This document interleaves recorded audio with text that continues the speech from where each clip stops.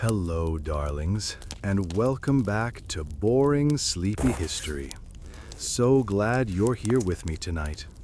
Settle in, find your most comfortable position, maybe grab a warm drink and a cozy blanket. Let's sink into some wonderfully dull history together. Where are you nestled tonight, listening to my voice? Is the sun setting on your day, or is the moon already painting the night sky? Wherever you are, I hope you're feeling safe and warm. Don't forget to hit that like button and subscribe if you enjoy these sleepy tales.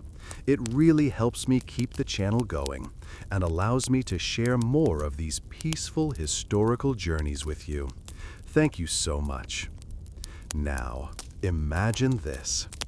The air hangs heavy with the scent of mud and rain. The year is 1815. You are Captain Jean-Luc Dubois, a veteran of countless battles under the Emperor Napoleon himself. The vast plain of Waterloo stretches before you, a dark and silent landscape under a bruised pre-dawn sky. The nervous whispers of your men drift through the damp night air, a low hum of apprehension that mirrors the storm brewing within your own heart. Your exhaustion is a physical weight, a weariness born not just of sleepless nights, but of years of relentless campaigning. The clash of titans is but hours away.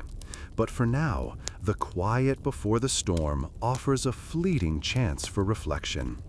Tonight, we'll join Captain Dubois as he grapples not with the enemy, but with the heavy quiet of his own soul, waiting for the dawn of one of history's most famous battles.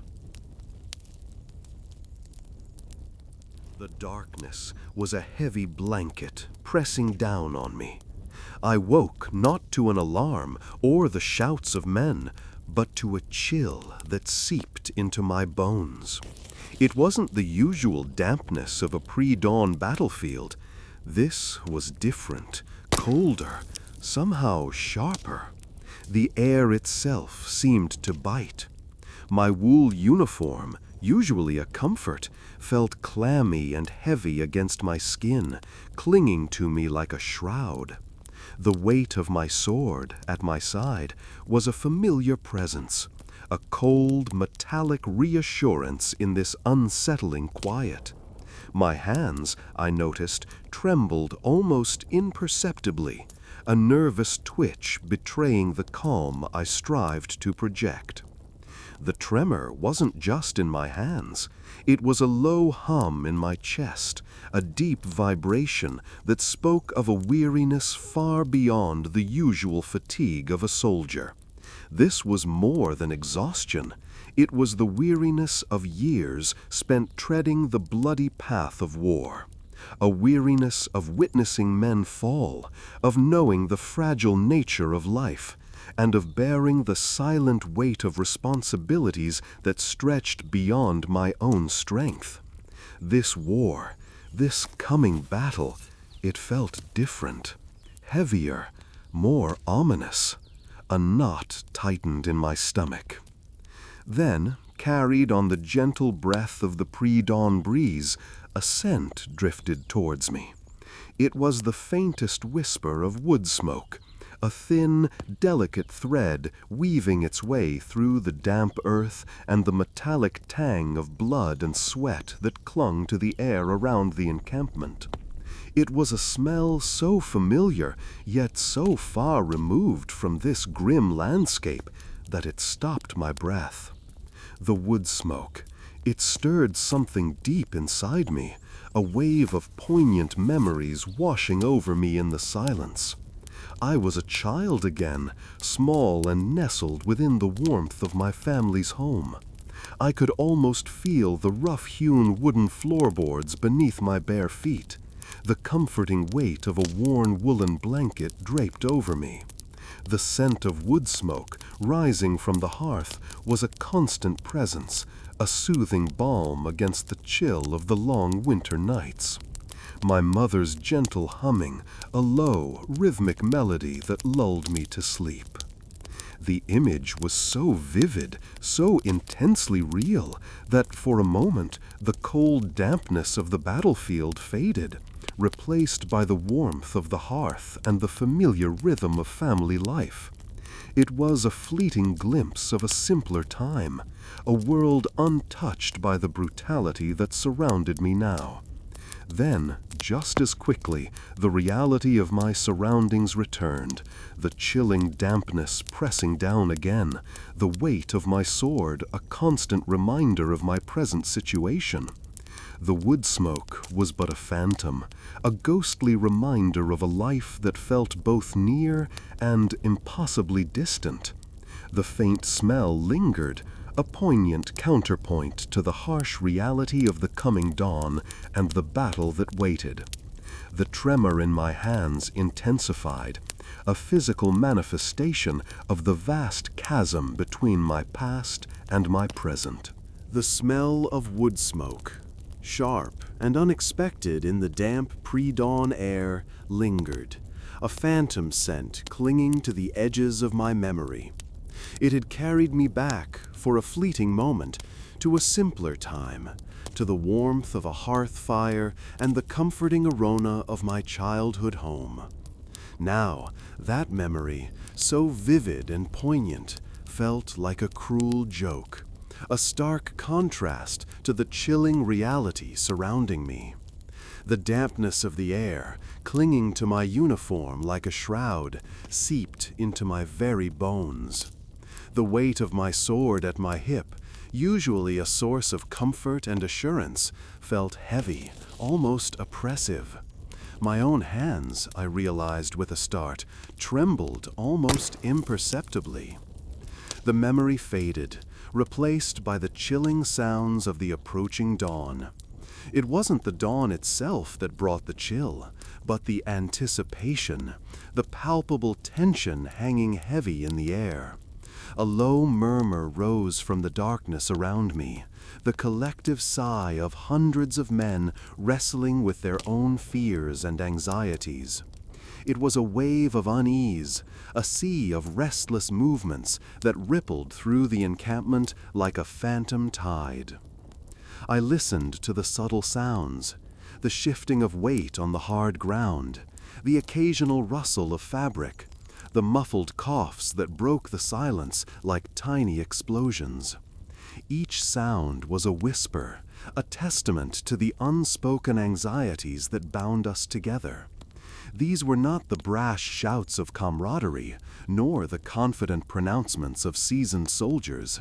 These were the soft, hesitant noises of men facing an uncertain future, men grappling with the very real possibility of their own mortality. One sound caught my attention more than the rest, a repetitive, almost rhythmic trembling. It wasn't the tremor of the cold, but the nervous twitch of a man struggling to contain his fear. I focused on the sound, tracing it back to a private near the edge of our encampment. His form was just barely visible in the dim light, a huddled silhouette against the graying sky. I couldn't see his face, but I saw his hands. They moved constantly, twitching and shifting like trapped birds desperate for freedom. His fear was not unique, of course.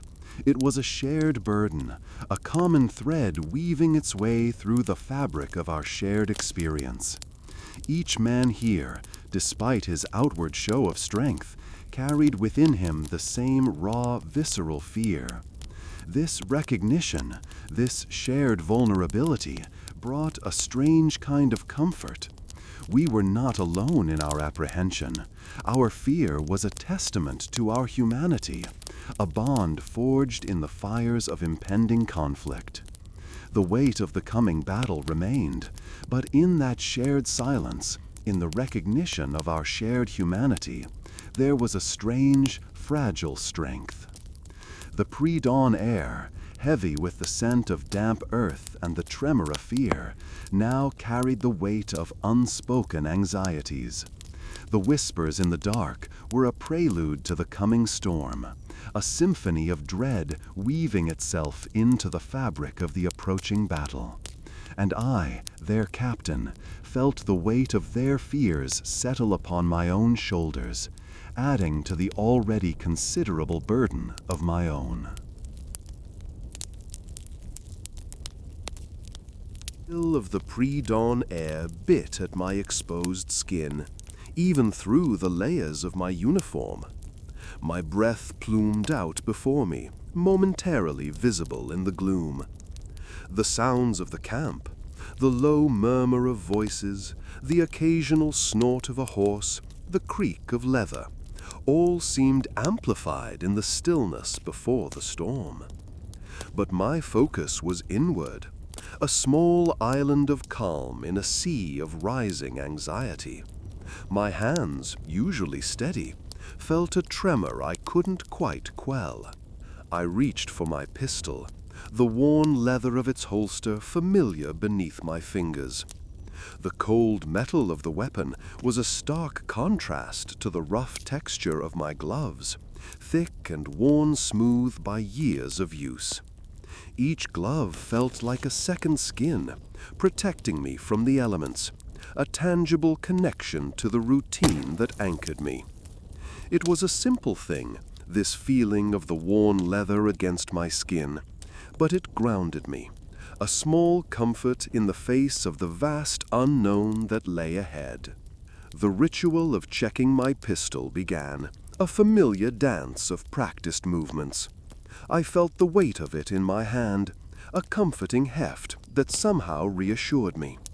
The cold steel of the barrel, the smooth, polished surface of the grip, each detail was known to me, almost loved. The small click of the hammer as I cocked it, the reassuring solidity of the mechanism, the faint scent of gun oil and metal, these were the quiet sounds and smells of familiarity in a world teetering on chaos. I examined the flint and steel, their surfaces dull with age, but still capable, still reliable. I struck the flint against the steel, the shower of sparks a tiny but defiant burst of light in the pre-dawn darkness. It was more than just a check. It was a confirmation, a silent promise to myself and to my men that I would do everything in my power to ensure their safety. The tiny sparks, dying almost as soon as they appeared, mirrored the fragility of life itself, a fragility I felt acutely in this moment, suspended between the quiet peace of the preparation and the impending maelstrom of battle. With the pistol secured, I ran my hand over the worn leather of my saddlebag, feeling the weight of my supplies within. A flask of water, a few hard biscuits, a small pouch of medicinal herbs. These mundane objects represented a tangible connection to life, a small island of order in the ocean of uncertainty. Even these small preparations felt like a victory, a testament to my ability to maintain control, to manage the fear that clawed at the edges of my mind. As I finished checking my equipment, a quiet strength settled within me. The fear remained, a cold knot in my stomach, but it was no longer all-consuming. This small ritual, this familiar routine, had given me a sense of control, a sliver of calm in the midst of the coming storm. The coming dawn held terrible things, but there was a grim satisfaction in being prepared, in facing the unknown with a mind focused on the task at hand, on the duty I had sworn to uphold. The weight of responsibility remained heavy, but I will carry it, one task at a time, one moment at a time, beginning with this small ritual. The faintest tremor, almost imperceptible at first, ran through the ground. It wasn't the familiar shifting of earth underfoot, the settling of the camp after a long day's march. This was different. a low hum deep in my chest, a resonance that vibrated through my very bones. Then it grew. A distant rumble, low and ominous, like the growl of a distant beast, shattered the pre-dawn quiet, jolting me from my preparations and bringing the stark reality of impending battle into sharp focus. The metallic tang of my own breath, sharp against the cold morning air, seemed suddenly amplified. Each inhalation a conscious effort against the tightening in my chest. The leather of my gloves, usually a comfort, now felt stiff and restrictive, binding my hands. I felt the weight of my sword, a familiar presence, but its weight now felt oppressive, a constant reminder of the violence to come. The rumble grew, morphing from a distant grumble into a deeper, more insistent sound. It wasn't just a sound, it was a feeling, a low thrumming in the very fabric of the earth, a palpable vibration that tightened the muscles in my neck and shoulders. I glanced around, the dim light of the approaching dawn barely revealing the faces of my men. The hushed murmurs of before had intensified, evolving into a low, almost animalistic hum of apprehension. There was no longer the quiet resignation of weariness, replaced by a collective, shared fear. It was a silent communication, the unspoken understanding of imminent danger. Even the horses, usually restless, were still, their breath misting in the cold air, their ears pricked in the direction of the growing sound. I noticed the private I'd observed earlier, the one with the trembling hands.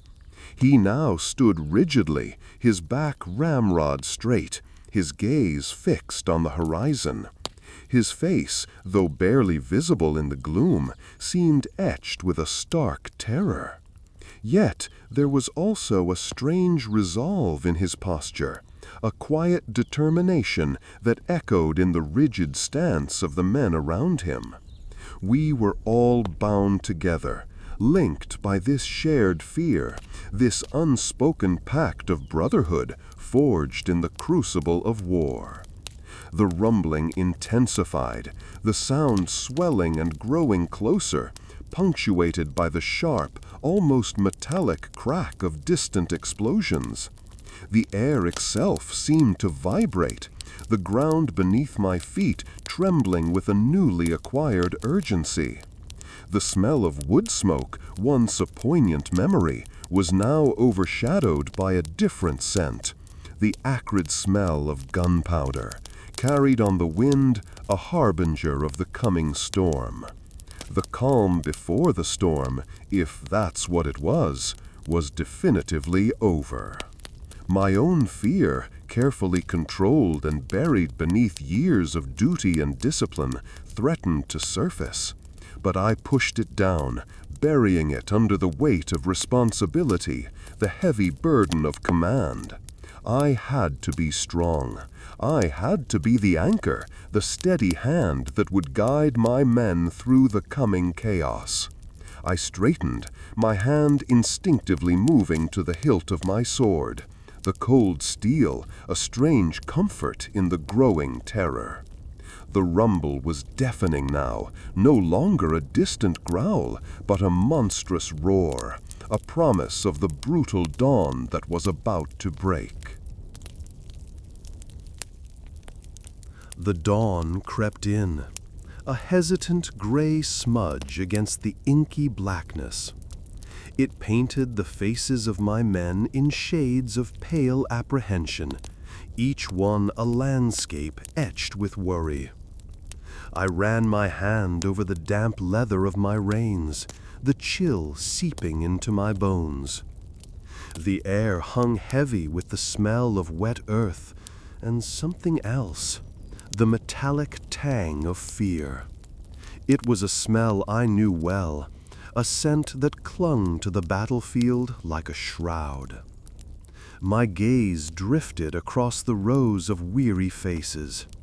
Each man bore the burden of this coming day, a silent weight pressing down on their shoulders. There was the grizzled veteran, his expression a mask of stoic determination.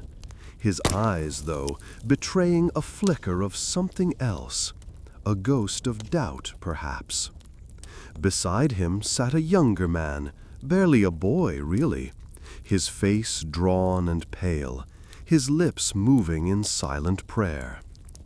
But it was the young soldier near the edge of the encampment who caught my attention. He was small, almost lost in the sea of taller, more hardened men. His hands, rough and calloused from years of farm work, probably, fidgeted nervously. He clutched something tight in his palm, his knuckles white against the worn wood. The growing light revealed it then, a small, intricately carved bird. It was made of simple wood, yet the detail was remarkable. The tiny wings, the delicate curve of the beak, the subtle feathering. It was a work of immense patience and quiet artistry. A silent testament, I thought, to a life left behind. A world of sun-drenched fields, of clear skies and the song of real birds, now replaced by this cold, damp earth and the incessant drone of fear. It was a poignant reminder, a stark contrast between the hopeful craftsmanship of the carving and the grim reality of war. The bird felt heavy in my mind, almost as heavy as the sword at my side. He hadn't looked up, hadn't noticed me observing him. He continued to rub the smooth wood, a rhythmic gesture born of habit, of comfort, of, perhaps, some desperate attempt to cling to the remnants of a peaceful past. The carving, I realized, wasn't just a trinket. It was a lifeline, a small piece of normalcy in the suffocating chaos of impending battle. It made my own resolve falter, just for a moment. The burden of command, the weight of responsibility for these men, suddenly felt heavier, almost unbearable. My own anxieties, carefully suppressed for so long, threatened to breach the surface. Yet, looking at the young soldier and his precious bird, I found something else, too. A quiet strength, born of resilience and hope. And in that shared vulnerability, amidst the growing fear, I found my own strength renewed.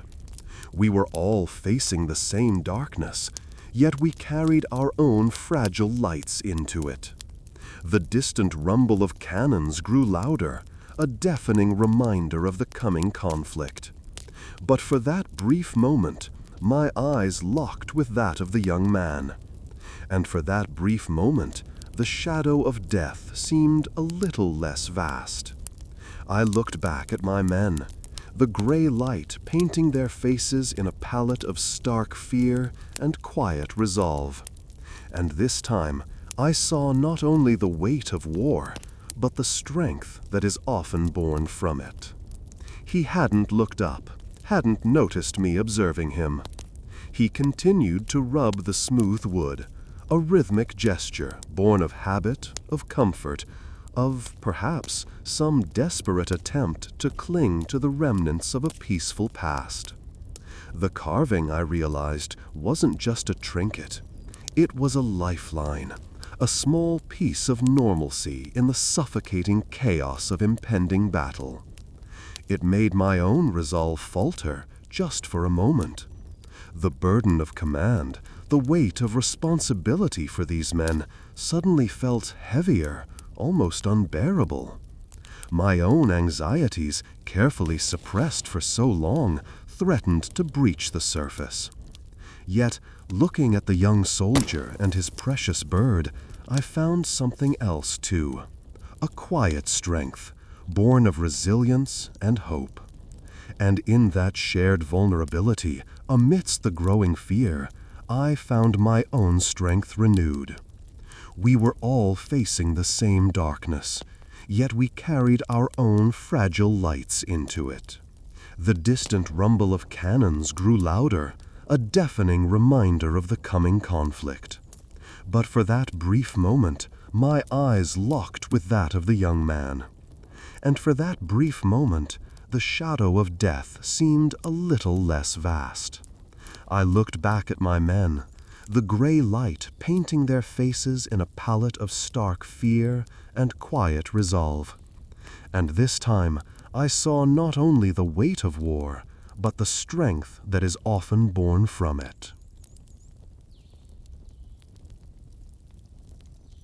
The air hung heavy, thick with the smell of damp earth and the metallic tang of fear. The rumble of distant cannons had grown louder, a constant, throbbing pulse against the drum of my own heart. My men, shadows in the pre-dawn gloom, shifted restlessly, their murmured anxieties a low, unsettling hum. I tightened my grip on the reins, the leather cool and slick against my calloused hands. The weight of my sword, usually a comforting presence, felt oppressive, a physical manifestation of the burden I carried. Then she appeared, an old woman emerging from the swirling mist like a phantom, her form barely visible at first. As she drew closer, I saw her face, etched with the deep lines of worry and hardship, a tapestry woven by years of toil and, undoubtedly, sorrow. But her eyes held a strength that belied her age, a quiet resilience that seemed to defy the chaos gathering around us. She moved with a surprising grace, her steps slow and deliberate, as if she were walking a tightrope stretched across the abyss of war. In her gnarled hands she held a simple offering, a chipped tin cup containing lukewarm water, and a piece of hardtack, its edges softened by time and dampness.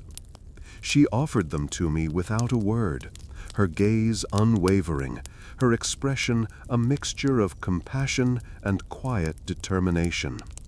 It wasn't a grand gesture, nothing heroic or dramatic. It was an act of simple kindness, a small spark of humanity in the suffocating darkness of impending war.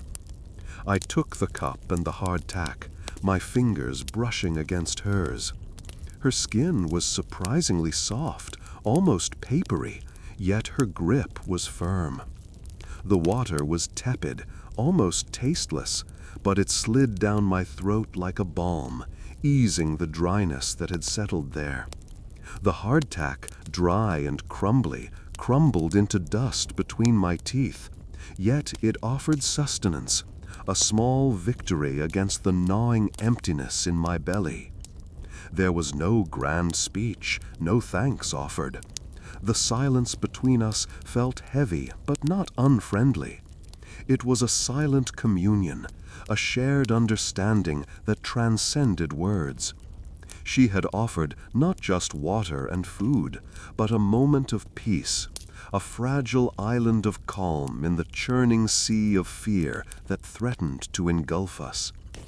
I took the cup and the hardtack, my fingers brushing against hers. Her skin was surprisingly soft, almost papery, yet her grip was firm. The water was tepid, almost tasteless, but it slid down my throat like a balm, easing the dryness that had settled there. The hardtack, dry and crumbly, crumbled into dust between my teeth, yet it offered sustenance, a small victory against the gnawing emptiness in my belly. There was no grand speech, no thanks offered. The silence between us felt heavy, but not unfriendly. It was a silent communion, a shared understanding that transcended words.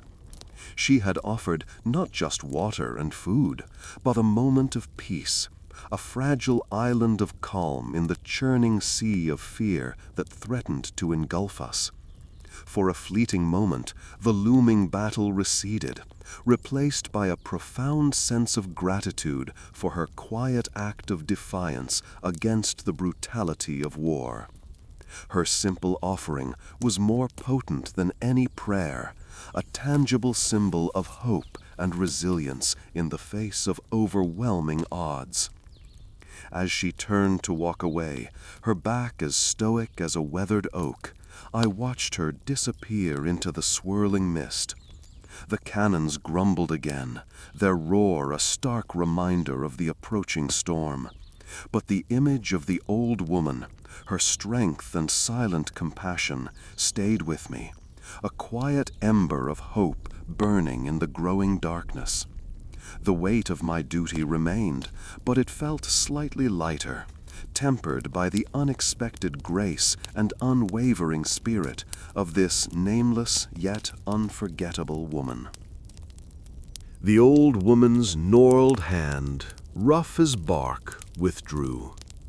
The cup, chipped and worn smooth from countless uses, felt strangely warm in my hand, a comforting weight against the chill in the air. She didn't speak again, just offered a slight nod, a silent farewell etched on her lined face.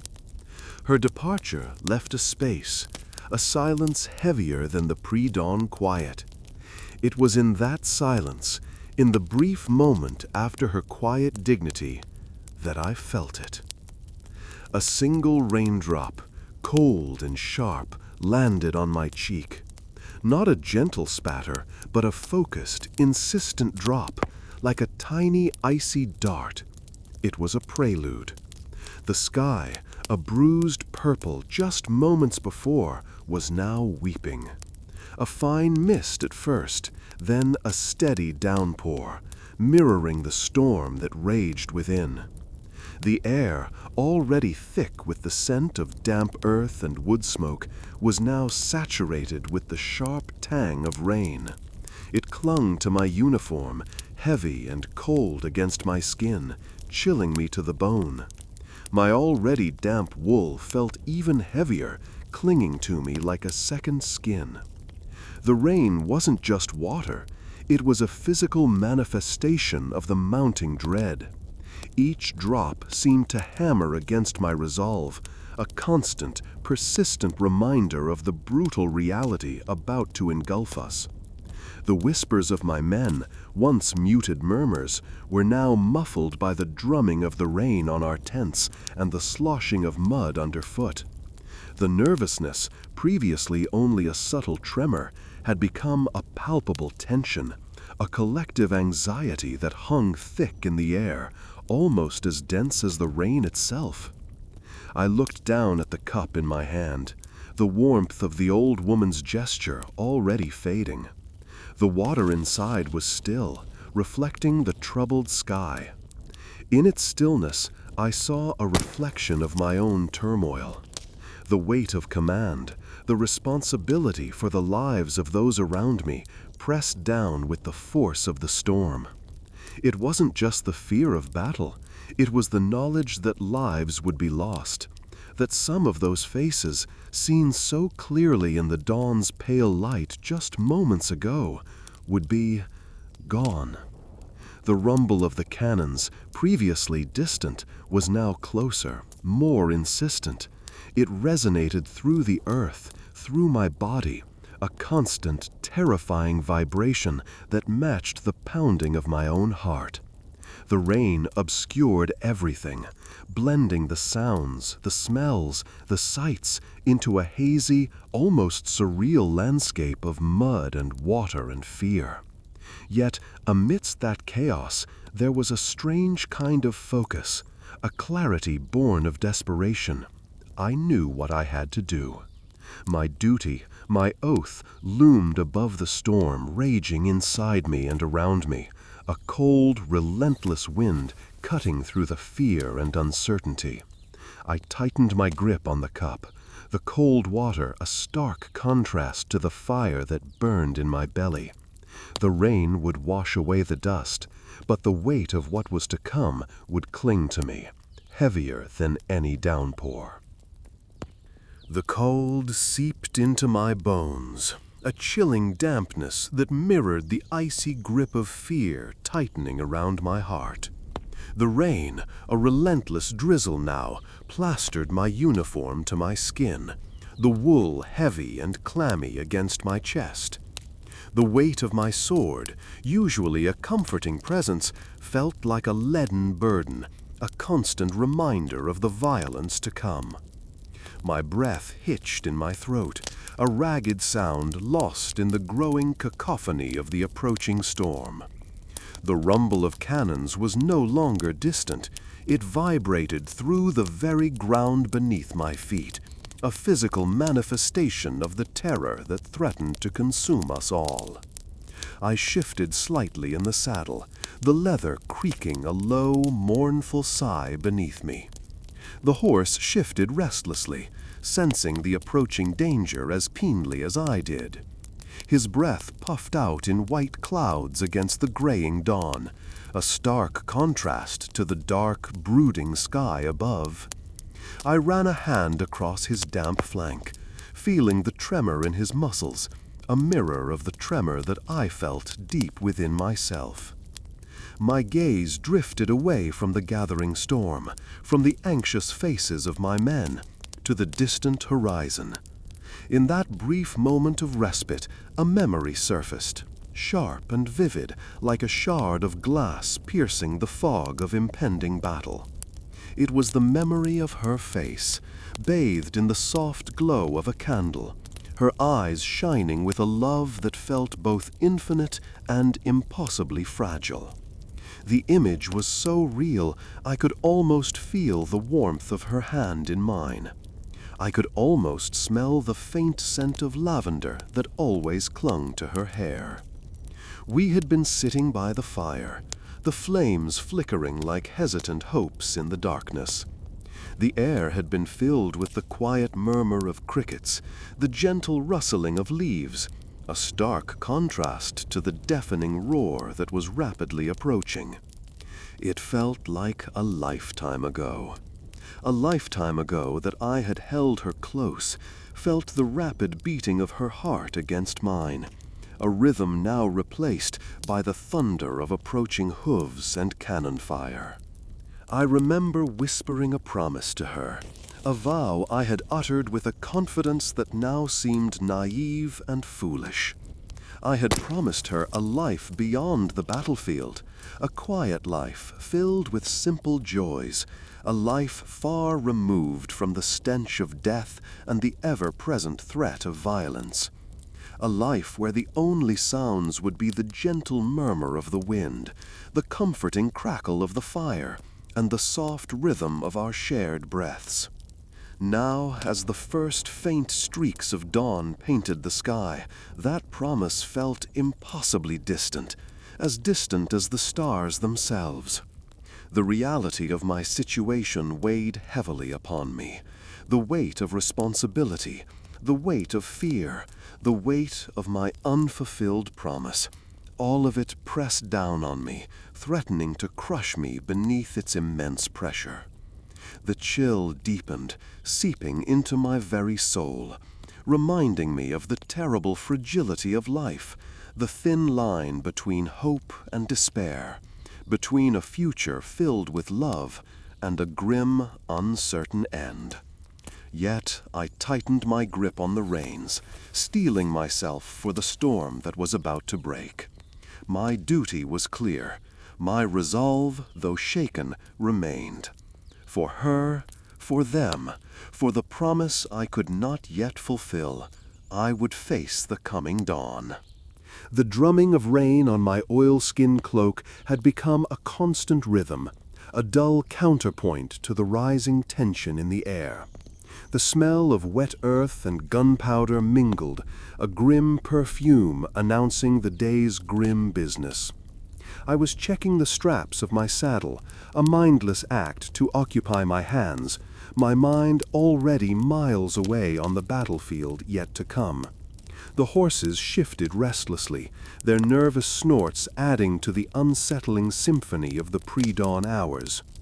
I hadn't truly slept, not the kind of deep, restorative sleep that mends the body and stills the mind. Instead, I drifted in and out of a restless half-slumber, haunted by fragmented images, the faces of my men, the worried eyes of the old woman, the distant rumble that grew ever closer. Then I heard it, a hushed conversation, barely audible above the patter of the rain and the restless shifting of the animals. Two of my lieutenants, men I considered steadfast, reliable, were speaking in low, urgent tones. I couldn't make out all the words, but the undercurrent of fear was unmistakable. It wasn't the controlled professional apprehension of seasoned soldiers preparing for battle. This was raw, visceral, the kind of fear that stripped away the veneer of bravado, exposing the trembling heart beneath. One voice, the higher-pitched one of the younger lieutenant, was almost a whimper. I don't think I can," he stammered, the words swallowed by the rain. The other, a gruffer, more experienced officer, responded with a forced reassurance, his voice tight with a tension I recognized all too well. "We have to, Thomas, for the men, for everything." The words were laced with a desperation that belied his attempt at confidence. Their conversation wasn't a conspiracy. It was a confession, a desperate, private admission of the terror that lay before them, a terror they dared not voice openly for fear of shattering the carefully constructed facade of courage they maintained for their men. It was a brutal exposure of their vulnerability, a reflection of the unspoken anxieties that undoubtedly gnawed at every man under my command, myself included. The carefully constructed wall I'd built around my own emotions, the years of discipline and hardened resolve, began to crumble at the edges. Hearing that raw, unfiltered fear, witnessing the fragility beneath the armor of a soldier, was a jarring reminder of our shared humanity. We were not invincible warriors. We were men, terrified men, facing unimaginable odds. My hand instinctively went to the hilt of my sword, the cold steel a familiar comfort. But the comfort was fleeting. The weight of my responsibility felt heavier than ever, not just for the strategic maneuvers and tactical decisions, but for the lives and fears of the men under my command. Suddenly, the weight of my own fear felt less like a shameful burden and more like a shared burden, a bond that connected me to the men I was sworn to lead. The dawn loomed closer, and with it the inevitable clash. But in that brief, hushed conversation, I had glimpsed something profound, the shared vulnerability that lay beneath the outward show of strength. And somehow, this shared vulnerability, this shared fear, was both terrifying and strangely unifying.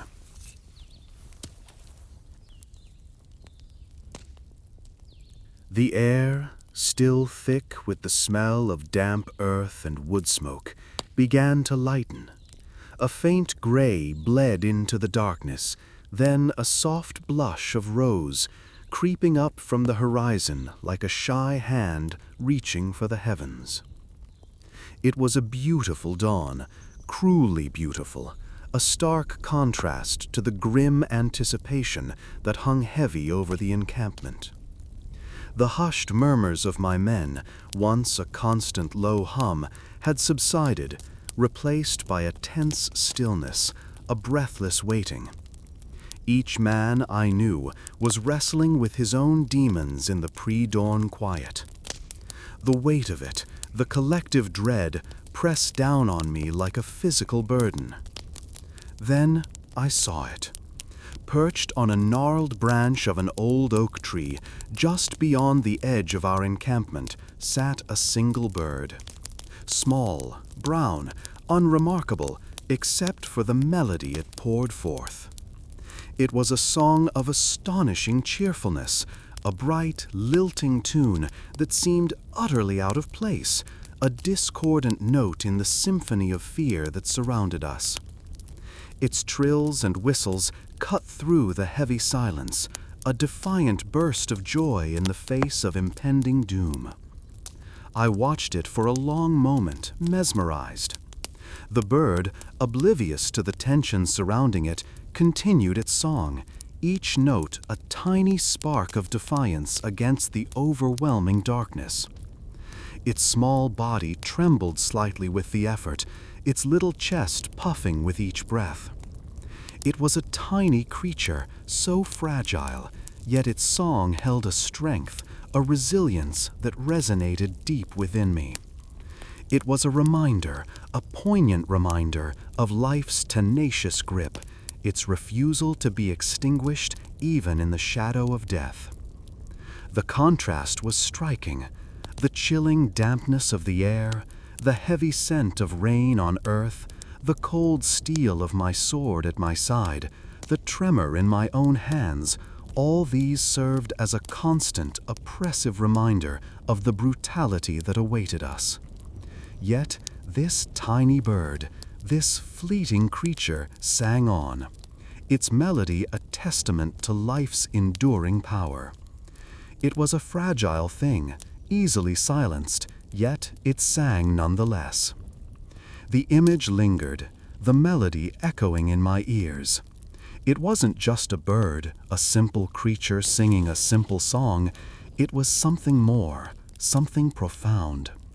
It was a symbol of hope, a beacon in the darkness, a tiny voice whispering that life, in all its fragility, was worth fighting for. It reminded me, in that hushed pre-dawn moment, that even amidst the horrors of war, the beauty of existence could still shine through, if only for a fleeting moment. It was a stark reminder that even in the face of death, life continued, beautiful, resilient, and unexpectedly cheerful. The bird's song, a small, defiant melody, offered a moment of unexpected peace before the storm truly broke. The song seemed to settle something deep inside me, a quiet reassurance in the face of the unknown. As the bird took flight, its song fading into the distance, the first distant rumble of cannon fire reached my ears, a harsh counterpoint to the delicate melody. But the memory of the bird, its small act of defiance, remained. It was a small thing, almost insignificant, yet it would remain with me, a tiny spark of hope amidst the coming chaos.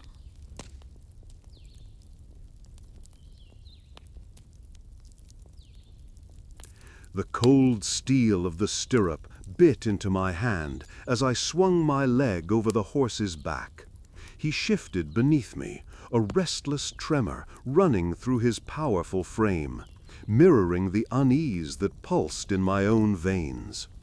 The familiar weight of my sword, hanging heavy at my side, pressed against my leg, a comforting presence in this unsettling calm. It was a familiar weight, a familiar cold, a weight I'd carried for years through sun-drenched marches and mud-caked battles. It felt strangely grounding. The saddle leather, surprisingly soft against my leg, offered another unexpected comfort. Years of use had softened the raw hide, molded it to the shape of countless riders. The leather smelled of sweat and old oil, a scent that was both repulsive and reassuringly familiar. It was a smell I associated with duty, with unwavering commitment, with the shared experiences of countless dawns spent awaiting the coming storm. This tactile comfort, the familiar weight of the sword, the worn leather, eased, if only momentarily, the knot of dread that had been tightening in my stomach since I woke. My horse, sensing my rising tension, shifted again, his breath misting in the damp air. I felt the rhythmic beat of his heart, a powerful drum against my leg. He was a magnificent animal, strong and loyal, a living embodiment of the power that I would command in the coming hours. He was a creature accustomed to violence, but even he seemed to sense the magnitude of the day. The air hung heavy with anticipation. Not just the anticipation of battle, but something deeper, a tangible weight of destiny hanging over us all. The pre-dawn light was growing, painting the sky in shades of gray and muted blue. The landscape, normally vibrant and green, was now obscured by a fine mist clinging to the ground, a ghostly shroud mirroring the unspoken fears within the ranks of my men. I could feel the dampness seeping through my uniform, chilling me to the bone. Yet, despite the cold, despite the rising fear, there was a strange kind of clarity. A sense of purpose cut through the turmoil. It wasn't a thrilling charge, not a heroic call to glory, but a somber resolve, a commitment born from years of duty and countless solemn oaths. It was the silent understanding that some things needed to be done, regardless of the personal cost. Some battles had to be fought, not for glory or ideals, but for survival, for the continuation of the very fabric of life. As I adjusted the reins, feeling the cold, smooth leather, I was acutely aware of the responsibility that rested on my shoulders. The weight of the sword, the weight of my men's lives, the weight of the coming battle, all of it pressed down on me, a palpable burden. Yet, strangely, it brought with it a feeling of grim satisfaction, a sense of purpose in the face of the impending storm. The quiet certainty, however, did not diminish the chilling tremor that still ran through me. I was ready, or as ready as one could ever be.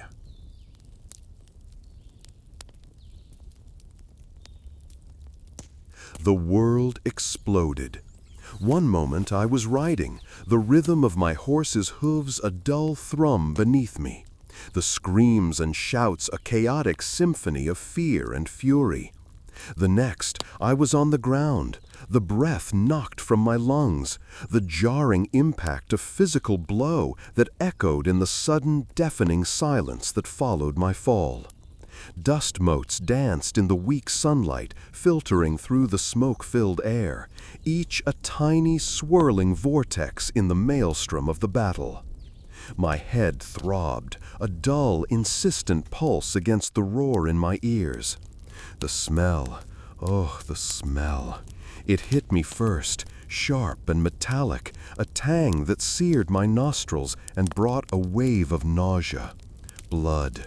It was everywhere. Not just the faint scent carried on the wind, but thick, cloying, heavy in the air. It clung to the damp earth, soaked into the fabric of my uniform, coated my skin. My hand instinctively went to my side, searching for my sword. It was still there, thankfully, nestled against my hip, though heavy with the mud and blood that coated it. I pushed myself up, my muscles screaming in protest, the ground rough and unforgiving beneath my hands. I looked around, the scene solidifying in my mind, slow and brutal. Fallen men lay scattered all around me, a grim tapestry woven with broken limbs, shattered weapons, and the stillness of death. Some lay still, their faces pale and serene in death. Others twitched and groaned, their eyes wide and staring. The air was thick with the sounds of labored breathing, the cries of the wounded, the sharp crack of splintering wood, and the relentless thunder of cannon fire. I saw a boot, a muddy, blood-stained boot sticking out from beneath a fallen horse. A hand, a pale hand, clutching at a broken sword. A face contorted in a silent scream, eyes open to a sky stained with smoke. Each of them a story cut short, a life extinguished too soon. A son, a brother, a husband, all gone. The brutal reality of war, the casual indifference to life, struck me with a cold, sickening clarity. A young man, his face streaked with blood and dirt, lay near me, his eyes closed, his chest rising and falling in ragged gasps. I reached out, my hand hovering over him, unsure of what I could do, what I should do. The urgency of the moment, the overwhelming chaos of battle, dulled the instinct to help. The weight of my own survival, the responsibility of leading my men, held me back. I had to move. I had to act. I forced myself to my feet, ignoring the pain that shot through my leg. My gaze swept the battlefield, searching for my men, for a sign of order, for anything resembling hope in this maelstrom of death and destruction. The sounds of the battle, previously a confusing roar, began to sort themselves out in my mind. I could pick out the rhythmic thud of approaching cavalry, the panicked cries of a retreating unit, the screams of men dying. This was it, the heart of the storm. My focus had to be singular, my resolve resolute. This was just the beginning. The world exploded. One moment I was riding, the rhythm of my horse's hooves a dull thrum beneath me, the screams and shouts a chaotic symphony of fear and fury. The next, I was on the ground, the breath knocked from my lungs, the jarring impact a physical blow that echoed in the sudden, deafening silence that followed my fall. Dust motes danced in the weak sunlight filtering through the smoke-filled air, each a tiny swirling vortex in the maelstrom of the battle. My head throbbed, a dull, insistent pulse against the roar in my ears. The smell. Oh, the smell. It hit me first, sharp and metallic, a tang that seared my nostrils and brought a wave of nausea. Blood. It was everywhere. Not just the faint scent carried on the wind, but thick, cloying, heavy in the air. It clung to the damp earth, soaked into the fabric of my uniform, coated my skin. My hand instinctively went to my side, searching for my sword. It was still there, thankfully, nestled against my hip, though heavy with the mud and blood that coated it. I pushed myself up, my muscles screaming in protest, the ground rough and unforgiving beneath my hands. I looked around, the scene solidifying in my mind, slow and brutal. Fallen men lay scattered all around me, a grim tapestry woven with broken limbs, shattered weapons, and the stillness of death. Some lay still, their faces pale and serene in death. Others twitched and groaned, their eyes wide and staring. The air was thick with the sounds of labored breathing, the cries of the wounded, the sharp crack of splintering wood, and the relentless thunder of cannon fire. I saw a boot, a muddy, blood-stained boot, sticking out from beneath a fallen horse. A hand, a pale hand, clutching at a broken sword. A face, contorted in a silent scream, eyes open to a sky stained with smoke. Each of them a story cut short, a life extinguished too soon. A son, a brother, a husband, all gone. The brutal reality of war, the casual indifference to life, struck me with a cold, sickening clarity. A young man, his face streaked with blood and dirt, lay near me, his eyes closed, his chest rising in ragged gasps. I reached out, my hand hovering over him, unsure of what I could do, what I should do. The urgency of the moment, the overwhelming chaos of battle, dulled the instinct to help.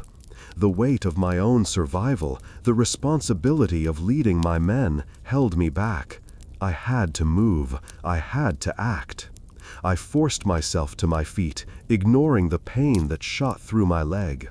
My gaze swept the battlefield, searching for my men, for a sign of order, for anything resembling hope in this maelstrom of death and destruction.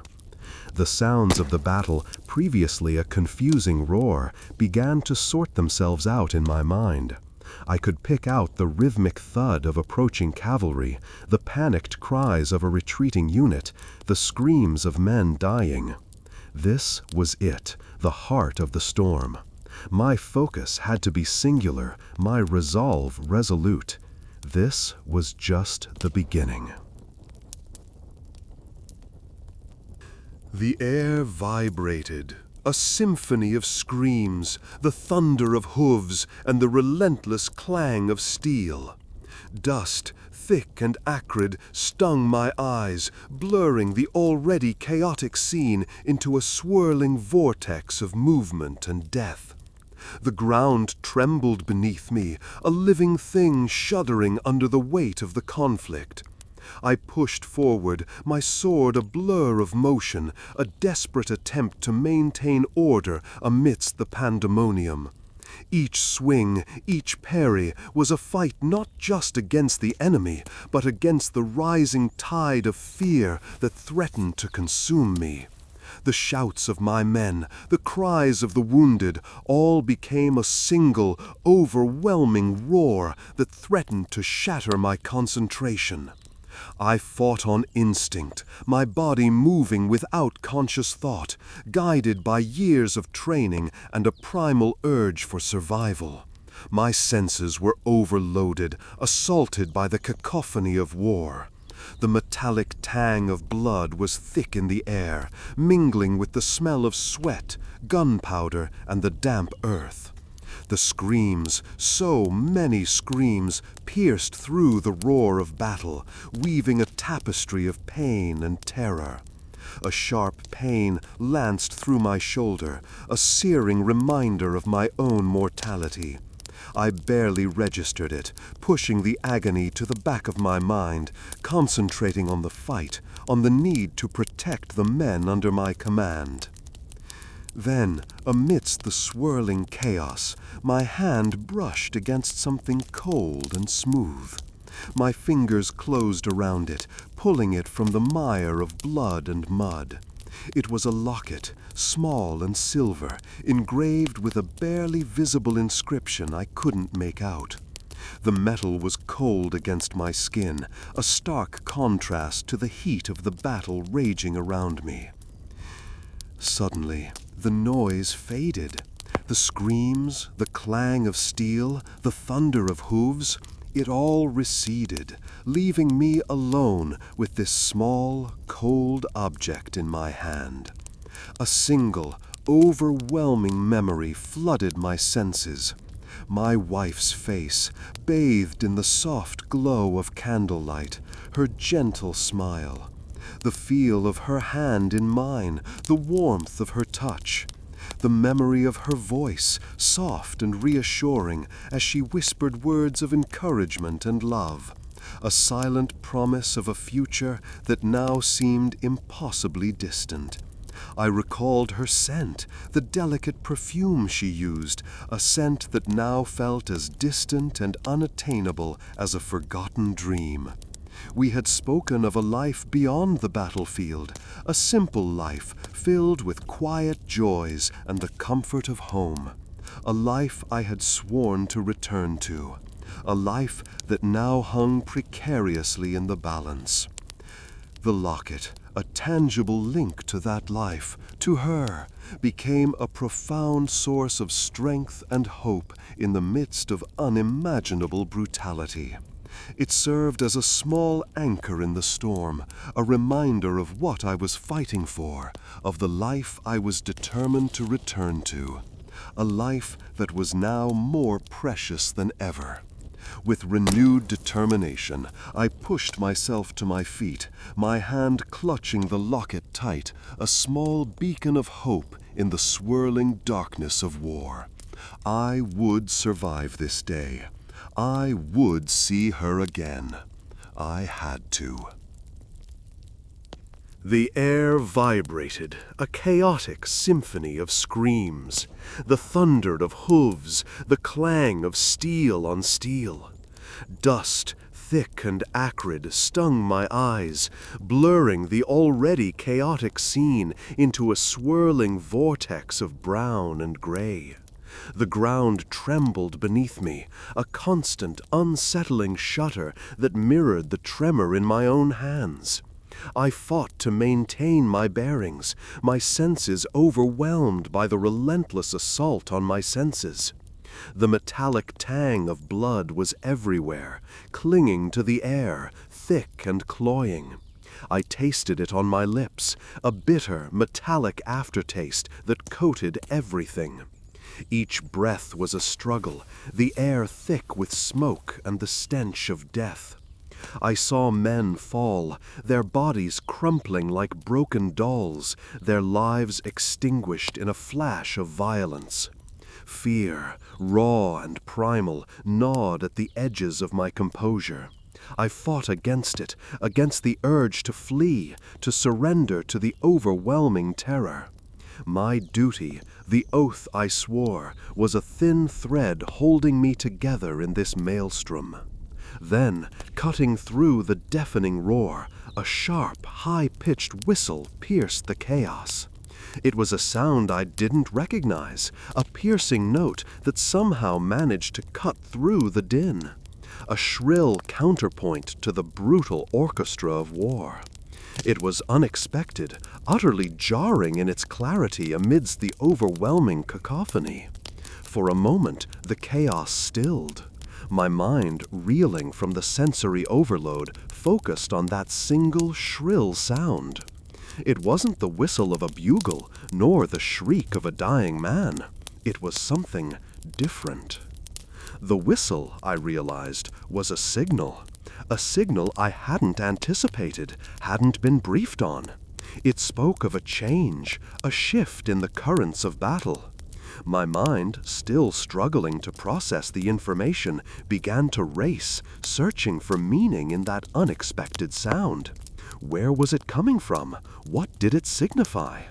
The implications were far-reaching, altering the immediate tactical situation, the entire strategy.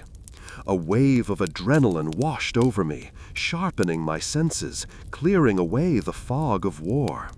The chaos became less overwhelming, the details sharper, more defined. I saw my men, their faces grim, their movements instinctive, their eyes darting across the battlefield. They too had heard the whistle.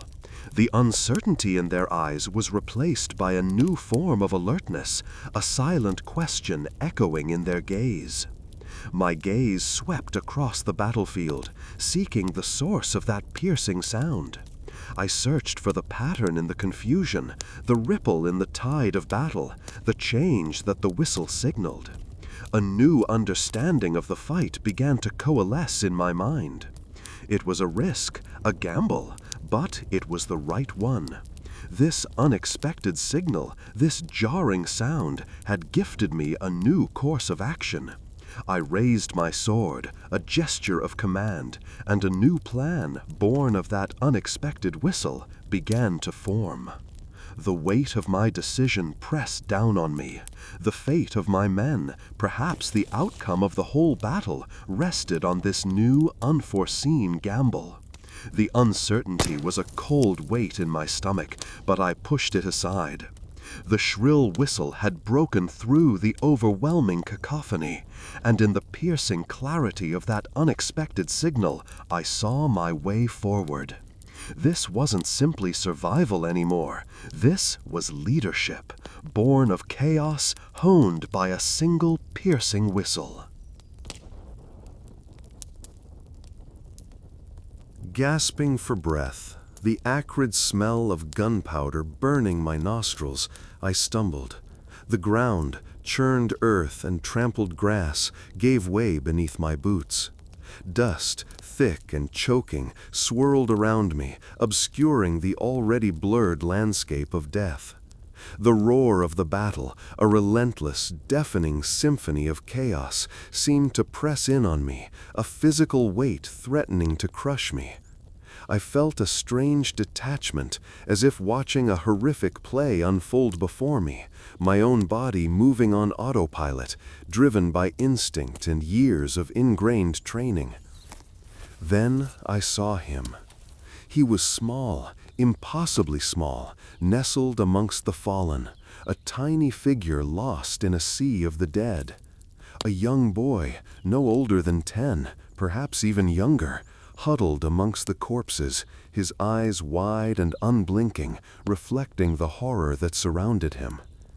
Not the bravado of a soldier, not the stoicism of a seasoned veteran, but a raw, primal terror that chilled me to the bone far more deeply than any cannon blast ever could. The boy was clutching something, a ragged, worn doll, its face smudged with dirt and blood. He didn't cry. There was no sound from him, no whimpers, no pleas. Just those wide, staring eyes that seemed to hold the weight of the world, a silent scream trapped within their depths. The silence, in the midst of the storm, was somehow more terrifying than the noise. My own breath hitched in my chest. The ingrained discipline, the hardened shell of a soldier, cracked momentarily. The boy's presence was a stark reminder of the innocence lost in this brutal dance of death. A reminder of the world beyond the battlefield, a world that was now irrevocably stained with the blood and mud of war. It was a world I'd vowed to protect, a world I'd foolishly believed my actions would safeguard. I knelt, carefully, my movements slow and deliberate, mindful of the potential for hidden dangers amidst the fallen. The weight of my sword, once a source of comfort, felt heavy and inappropriate in this moment. I reached out, my hand trembling slightly, offering a silent gesture of peace. The boy didn't flinch. His gaze remained fixed, unwavering, mirroring the silent agony around us. I could feel the dampness of the earth beneath my knees, the cold seep into my uniform. A cold rain began to fall, washing the blood and dust from the battlefield, mixing with the tears that suddenly welled in my own eyes. The rain seemed to cleanse the air, but it couldn't wash away the images seared onto my memory. The boy's eyes, wide with a silent scream, held a reflection of my own soul, stripped bare of its military veneer. The boy was a mirror to the brutality of war. Slowly, I reached for the doll and gently picked it up, setting it next to him. The doll felt strangely heavy in my hand, heavier than its size should allow. I knew I couldn't stay. I had a duty to my men, to the battle. But the image of the boy, his silent terror, would stay with me, a haunting reminder of the true cost of war, long after the cannons had fallen silent and the smoke had cleared. I stood, feeling the weight of the world upon my shoulders, not just the weight of my sword, nor the weight of the command, but the weight of this unseen, silent child, a soul lost in the carnage of men. I had to continue fighting, but part of me, a small, fragile part, died with that boy, hiding among the silent dead.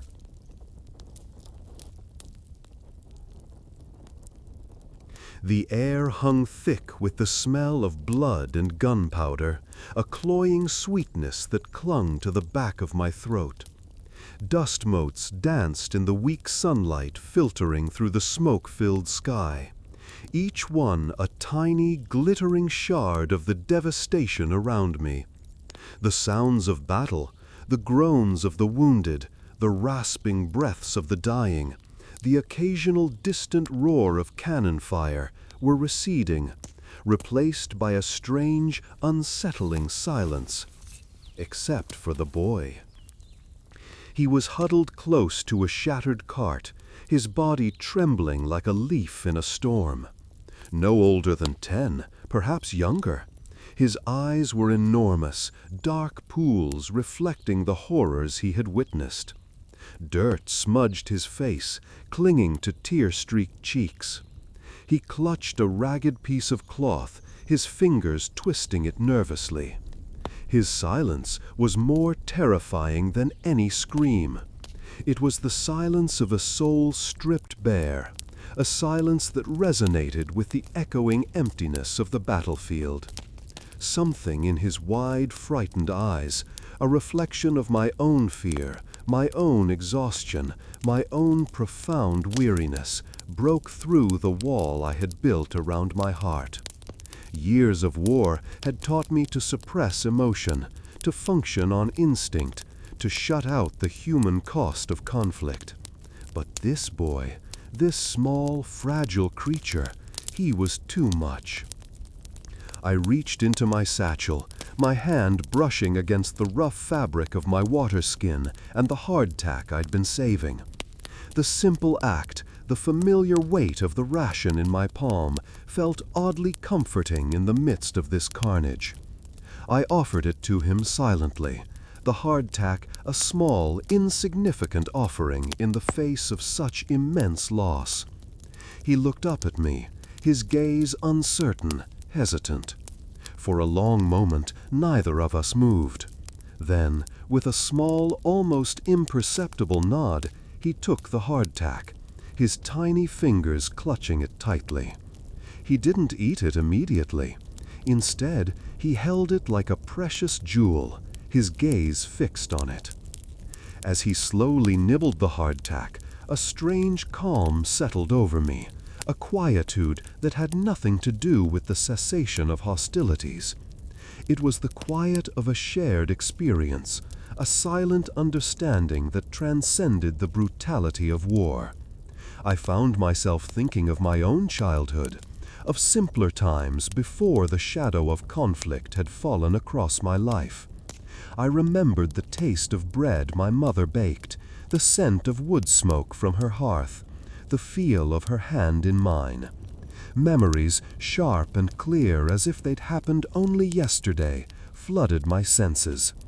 I felt a pang of grief, a profound sadness for this child, for myself, for all of us caught in the relentless current of this terrible war. The innocence, the carefree joy of those distant days, all lost to the relentless march of time, the insatiable hunger of conflict.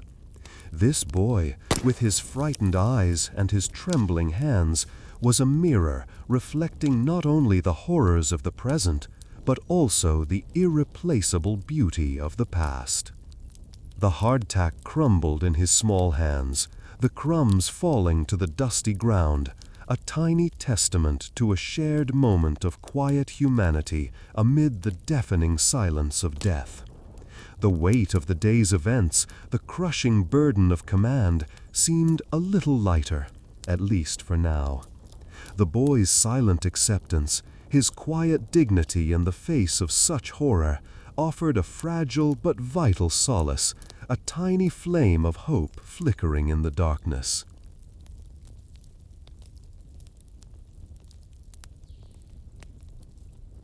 The boy trembled against me, a small bird caught in a storm. His breaths hitched, ragged gasps that mirrored the ragged breaths of the wounded around us. The air, thick with the stench of blood and gunpowder, clung to the back of my throat, a cloying sweetness that tasted of death. I held him close, the thinness of his frame startling against my own hardened muscles. His small hand, surprisingly strong in its grip on my tunic, offered a strange, unexpected comfort.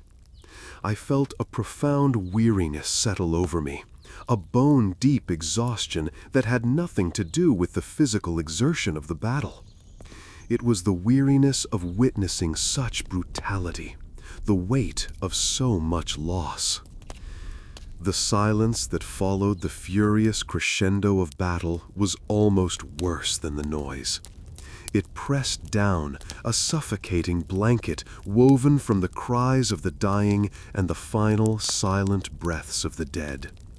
It was a silence broken only by the occasional groan, the rustle of fabric as someone shifted, and the unsettling drip, drip, drip of blood from unseen wounds. Even the smoke, which had billowed so thickly just moments before, seemed to hang motionless now, a gray shroud draped over a landscape of carnage. Then, cutting through the oppressive stillness, came a sound so small, so utterly unexpected, it startled me into a moment of unexpected clarity. A faint, mournful bleating. It was barely audible, a fragile thread of sound against the vast canvas of death. Yet it held a resonance that cut through me, sharper than any sword. It was the bleating of a lost sheep. My mind, still reeling from the violence, struggled to reconcile this small, innocent sound with the brutal reality surrounding me. The bleating seemed impossibly out of place, a jarring reminder of a world untouched by the war that had torn apart this field. It was a world of gentle pastures, of woolly creatures and quiet evenings, a world so far removed from the crimson-stained earth under my feet. I followed the sound, my hand still resting on the boy's back, his small form still trembling against me. We moved slowly, cautiously, through the debris of battle, discarded weapons, broken wagons, the scattered remnants of lives abruptly ended. The bleating led us towards the edge of the battlefield, where the chaotic jumble of bodies thinned, giving way to the rolling hills that had served as the backdrop to this brutal contest. There, under a twisted oak tree, huddled amongst the long grass, was a small, fluffy lamb, its bleating a tiny, pitiful sound against the vast silence. It was alone, its wool matted with mud, its eyes wide with fear. The boy, forgetting his own terror for a moment, reached out a tentative hand towards the creature. The lamb hesitated for a moment before nuzzling the boy's hand with trembling gentleness. Watching them, the boy and the lamb, a strange calmness settled over me. The sight of that small, vulnerable creature, its simple need for comfort and protection, offered a counterpoint to the violence and despair surrounding us. It reminded me with piercing clarity of the inherent fragility of life, of how easily it could be shattered, yet how stubbornly, tenaciously it could also endure. The lamb's bleating, small and insignificant in the grand scheme of war, had somehow become a beacon of hope in this landscape of despair. It was a reminder that amidst the destruction, life, in its most vulnerable form, still found a way to persist. And perhaps, I realized, that is what truly mattered. The world. Moments ago, a maelstrom of sound and fury, now settled into an uneasy quiet. The roar of cannons had faded to a distant rumble, the screams replaced by a low, almost imperceptible moan that seemed to rise from the very earth itself.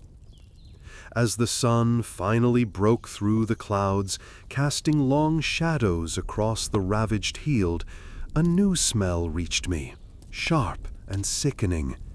It wasn't just the metallic tang of blood, which had clung to everything since the first clash of steel. This was different, more visceral. The acrid smell of burning flesh mingled with the blood, a horrifying reminder of the battle's true cost. It clung to the air, thick and heavy, a physical manifestation of the day's horror. My breath hitched in my throat. The sun, a cruel spotlight, illuminated the field, revealing a landscape of devastation I hadn't fully grasped in the heat of battle. Broken weapons lay scattered like fallen trees after a storm, twisted and useless. Torn uniforms, stained crimson and black, clung to the bodies of men, some still clutching their rifles, others sprawled grotesquely, limbs at unnatural angles. The air hung heavy with the scent of smoke, still curling lazily from the smoldering remains of wagons and cannons. Each puff of smoke carried with it that sickening, lingering smell of burning flesh. I dismounted my horse, the saddle creaking a mournful protest under my weight. My legs, stiff and aching, felt like lead. The ground beneath my feet was soft, yielding in places, a testament to the soaked earth and the countless bodies it now concealed. I ran a hand across my face, feeling the grime and sweat, the lingering taste of dust and blood on my lips. The weight of the day pressed down on me, a suffocating blanket of exhaustion and sorrow. My eyes fell upon a scene that would forever be etched in my memory. A young man, barely more than a boy, lay sprawled near a shattered cannon. His face, contorted in a silent scream, was partially obscured by a tangle of dark hair. His uniform, once pristine, was now ripped and shredded, stained dark with blood. A scorched patch on his chest, black and charred, marked the finality of his pain. The acrid smell was strongest here, a horrifying testament to the brutality of the explosions. It hit me then with the full force of its dreadful significance. This wasn't just a battlefield. It was a graveyard, filled not only with the fallen soldiers, but also with their broken dreams and futures. I closed my eyes, trying to shut out the horrors that surrounded me. But the images refused to fade. The smells, the sounds, the raw, brutal reality of it all clinging to me. A single tear traced a path down my grimy cheek, unnoticed and unfelt in the sheer exhaustion that gripped me. This victory, if it could even be called that, came at a terrible cost. The faces of the fallen, the smell of burning flesh, the weight of the silence, these were the true spoils of war, a haunting reminder that would long outlive the fading cheers of triumph. The sun continued its slow climb, casting its harsh light on a scene of such unimaginable destruction, a landscape forever altered, forever stained with the mark of this brutal day. The weight of that knowledge pressed down upon me, heavier than any sword I had ever carried. The boy, still trembling, clung to me, his small hand gripping mine with surprising strength. He was quiet now, the initial terror replaced by a weary exhaustion. The sun, finally breaking through the smoke-choked sky, cast long, skeletal shadows across the field of carnage. The air, thick with the stench of blood and burning wood, was heavy, suffocating. Even the distant cries of the wounded seemed muted, muffled by the weight of what we'd witnessed. My own weariness was profound. My body ached, my mind numb.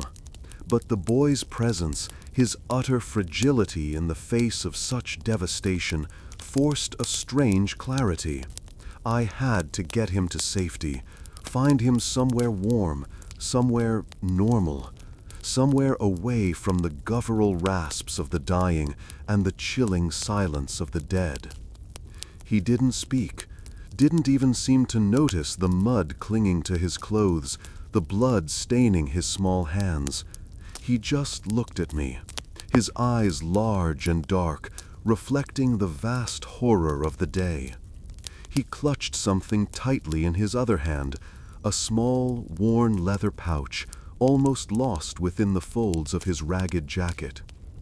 As we moved, carefully picking our way through the bodies, I gently pried open the pouch. Inside, nestled amongst the soft, worn leather, lay a faded photograph, its edges frayed and torn. The image was barely discernible, blurred by age and dirt, but I could make out two figures, a woman and a younger boy, their faces smiling, their arms entwined. The woman's face, though indistinct, held a warmth, a gentleness that struck a chord deep within me. Beside the photograph lay a single smooth river stone, cool and surprisingly heavy in my palm. It was gray, almost white, worn smooth by years of water. Its surface felt strangely familiar, its texture echoing a distant memory. As I held it, a rush of images flooded my mind. I was a child again, my own small hands clutching a similar stone, playing by the riverbank near my childhood home, the sounds of birdsong and the gentle rush of the water filling my ears. The scent of fresh earth and damp wood drifted back, a phantom aroma amidst the all-pervading smell of death. A bittersweet ache swelled in my chest, a painful reminder of a world I no longer knew, of a life lost to the relentless march of war. The boy's stone was a tiny mirror, reflecting the innocence and peace I'd lost so long ago, a life as distant as the stars now, replaced by the grim reality of this brutal battlefield. I didn't know if I would ever find this boy's family, but looking at that photograph, that simple stone, I knew I couldn't leave him here. I had to try. The weight of my duty to my men had been immense, but this small life, clinging to me with such desperate hope, carried a weight of its own, one I felt compelled to bear, a responsibility born not of duty or oath, but of a shared humanity that transcended the horrors of war. The battle was over, at least for now, but a different kind of fighting had begun, a fight for hope and for life, a battle fought not with swords and cannons, but with empathy and a simple act of kindness. We walked on, the boy's small hand in mine, the worn leather pouch a silent testament to a life shattered and the enduring strength of the human spirit. The saddle creaked a familiar protest as I swung my leg over, the worn leather surprisingly soft against my thigh. My horse, a sturdy chestnut mare, shifted beneath me, a gentle tremor running through her powerful frame. I felt the familiar rhythm of her breath, a slow, steady pulse against my leg, a comforting presence amidst the unsettling stillness of the blood-soaked field. The air hung heavy, thick with the smell of rain, blood, and something else, a metallic tang that clung to the back of my throat, a taste of death lingering on the wind. The sun, a pale disk behind a curtain of smoke and cloud, cast long shadows across the field, painting the landscape in shades of gray and brown. Broken bodies lay scattered like discarded toys, a grim testament to the morning's fury. The silence was oppressive, broken only by the occasional groan from the wounded, or the distant caw of a crow circling like a dark omen. It was a silence heavier than any sound, a silence filled with the ghosts of the fallen. My hand rested on the pommel of my sword, its weight familiar and comforting, a tangible link to the violence that had passed. Yet the weight felt different now, somehow heavier, burdened with the memories of the day's events. Each fallen soldier, each whispered prayer, each scream choked in blood, all added to its unseen weight. I wasn't sure if the victory felt real. It felt hollow. I looked down at my hands, noticing the ingrained grime, the dried blood caked beneath my fingernails. They were stained with the very essence of war, a grim souvenir I would carry long after the battle was a distant memory. My own weariness was immense, a bone-deep exhaustion that went beyond physical fatigue. It was a weariness of the soul, a weight born of witnessing the brutal fragility of life. The mare shifted again, her breath hitching slightly. I felt a pang of guilt for her, for the way the relentless pounding of hooves had surely jarred her sensitive legs, for the sight of death she had been forced to endure. She was a creature of grace and power, yet she had become a mere tool in the chaos. We began our journey, moving slowly through the ravaged field, a procession of one. The ground was treacherous, littered with broken weapons and shattered bodies. I carefully picked my way, the scent of blood and decay constantly present, a reminder of the day's horrors.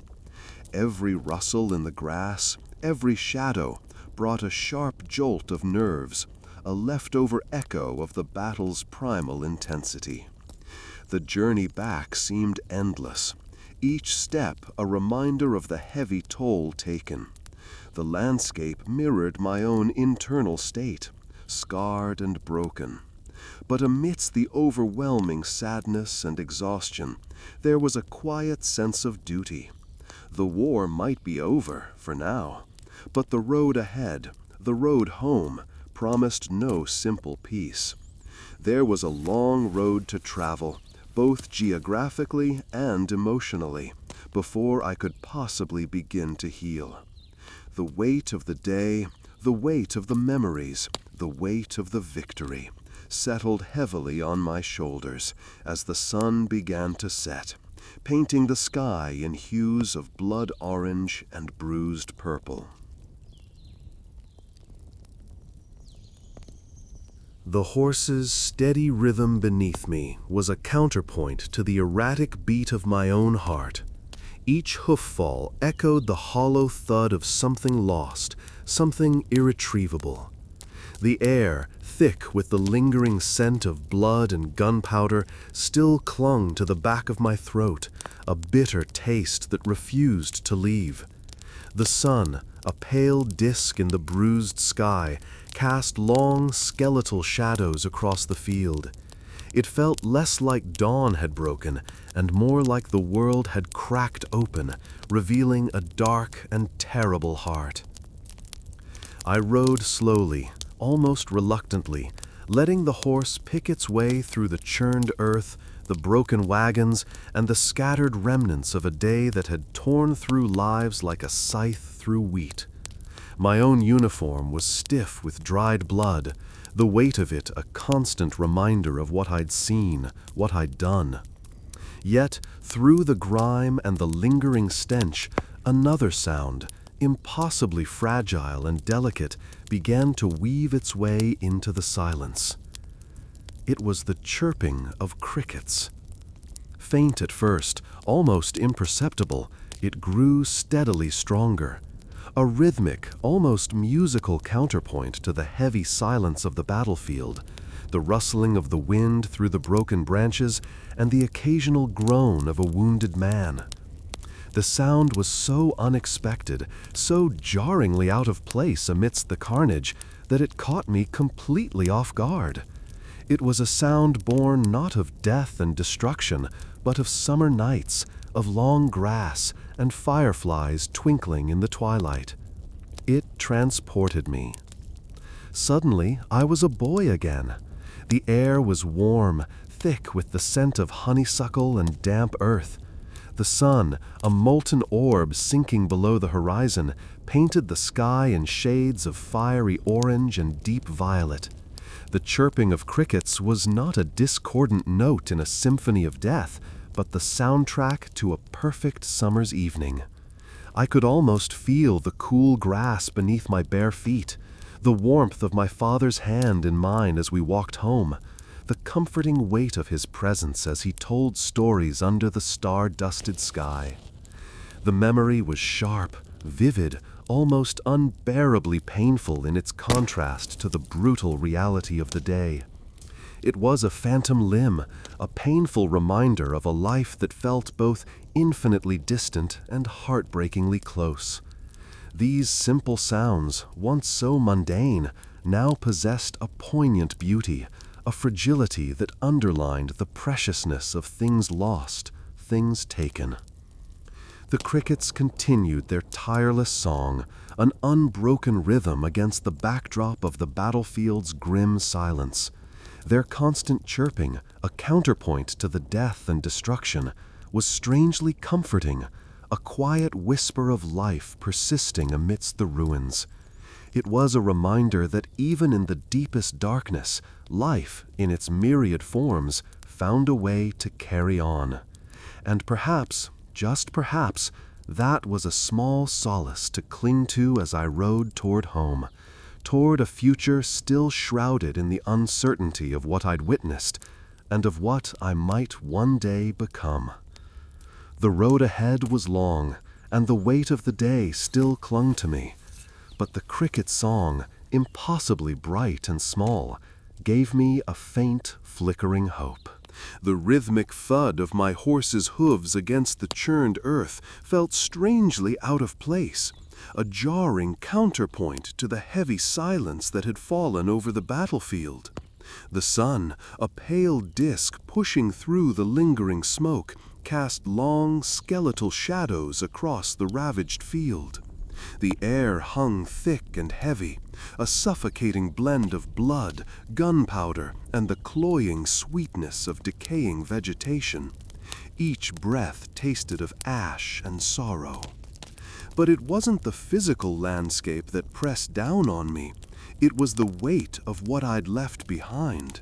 The small, trembling boy, his eyes wide with a terror that still echoed in my ears. I shouldn't have left him. The guilt, sharp and sudden, pierced through the numb exhaustion that had settled over me like a shroud. It was a wound as deep and raw as any inflicted by steel. I reined in my horse, the sudden halt jarring it slightly.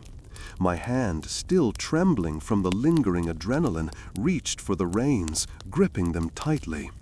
A knot tightened in my stomach, a visceral reaction to the profound error of my hasty departure. I dismounted, the rough earth cold and unforgiving against my worn leather boots.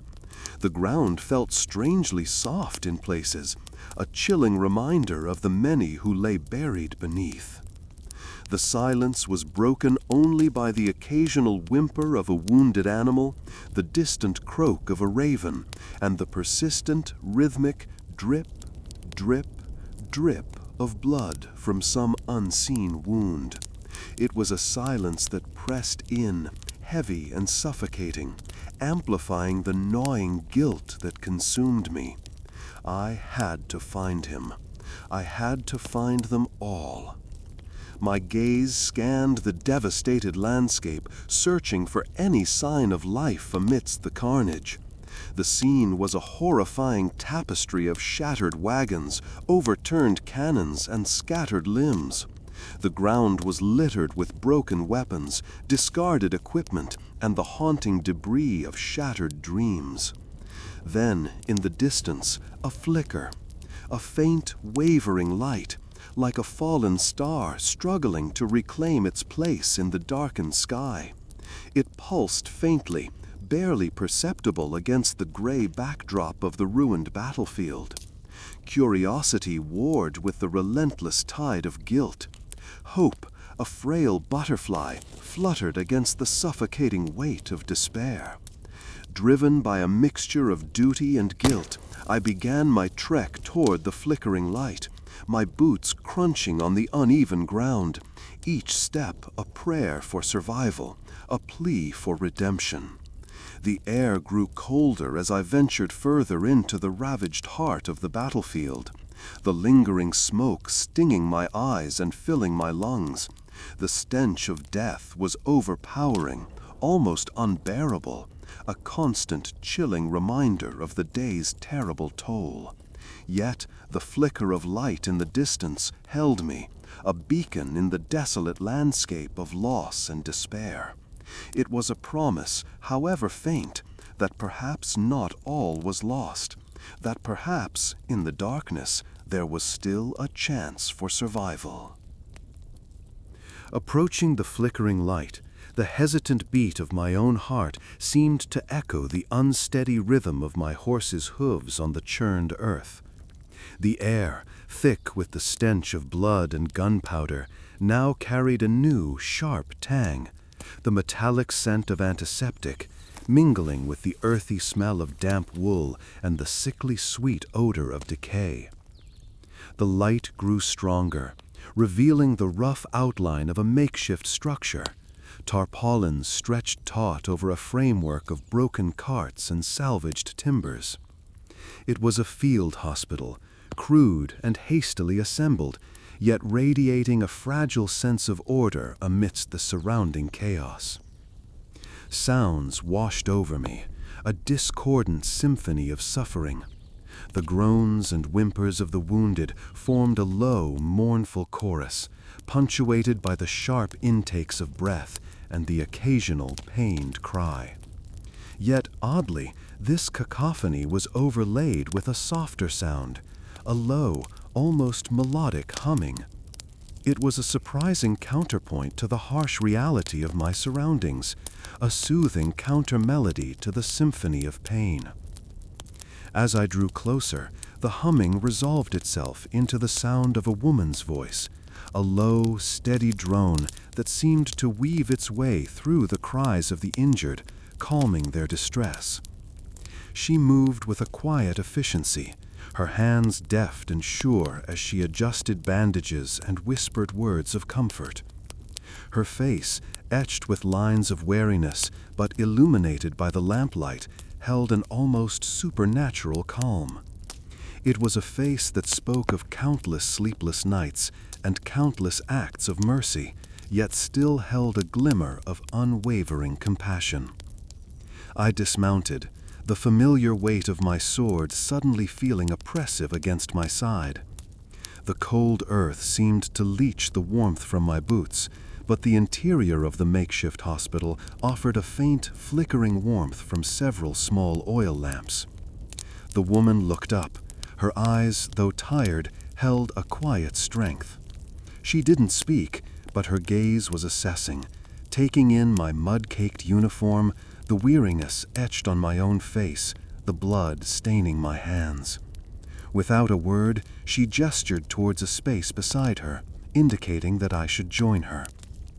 I saw the faces of the wounded more clearly now, young men mostly, their faces pale and drawn, their eyes wide with a mixture of pain and fear. Some were muttering incoherently, others lay still, their breaths shallow and ragged. One young man, his leg grotesquely twisted at an unnatural angle, reached out a trembling hand, his eyes pleading. The woman gently took his hand, her touch surprisingly gentle, and began to hum again, the sound somehow weaving its way into the fabric of his pain, offering a sliver of solace in the midst of his suffering.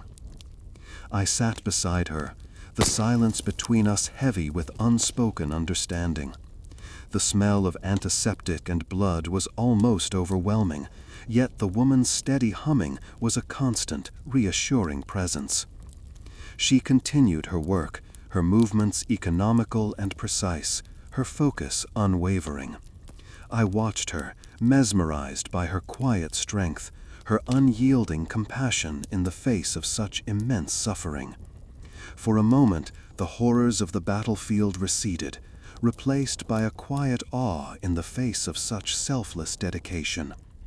The dawn, though stained with blood, seemed to hold a fragile promise of hope, flickering in the light of her unwavering compassion. The air hung heavy, thick with the scent of wood smoke and something else, something acrid and metallic that clung to the back of my throat. The sun, a pale disk behind a curtain of smoke and dust, cast long shadows across the field, painting the landscape in shades of gray and brown. Everywhere, the earth was churned and broken, scarred by the passage of men and horses. The silence, broken only by the occasional moan or the distant cry of a bird, was a profound and unsettling thing. It felt heavier than the weight of my sword, more oppressive than the lingering exhaustion in my bones. I paused by a makeshift grave, A simple wooden cross thrust into the earth, marking the resting place of someone I didn't know. Just another nameless soldier lost to the chaos of the day. But as I looked closer, I saw something clutched in the dead man's hand. A letter. It was small, folded neatly, and stained a deep crimson color. The blood, still slightly wet, glistened in the weak sunlight. Carefully, reverently even, I pried it loose. The paper was thin and fragile, yellowed at the edges, and the script? It was unfamiliar, flowing and elegant, unlike anything I'd ever seen before. The language itself was foreign, a graceful curve of letters that spoke of a culture far removed from the brutal reality of this battlefield.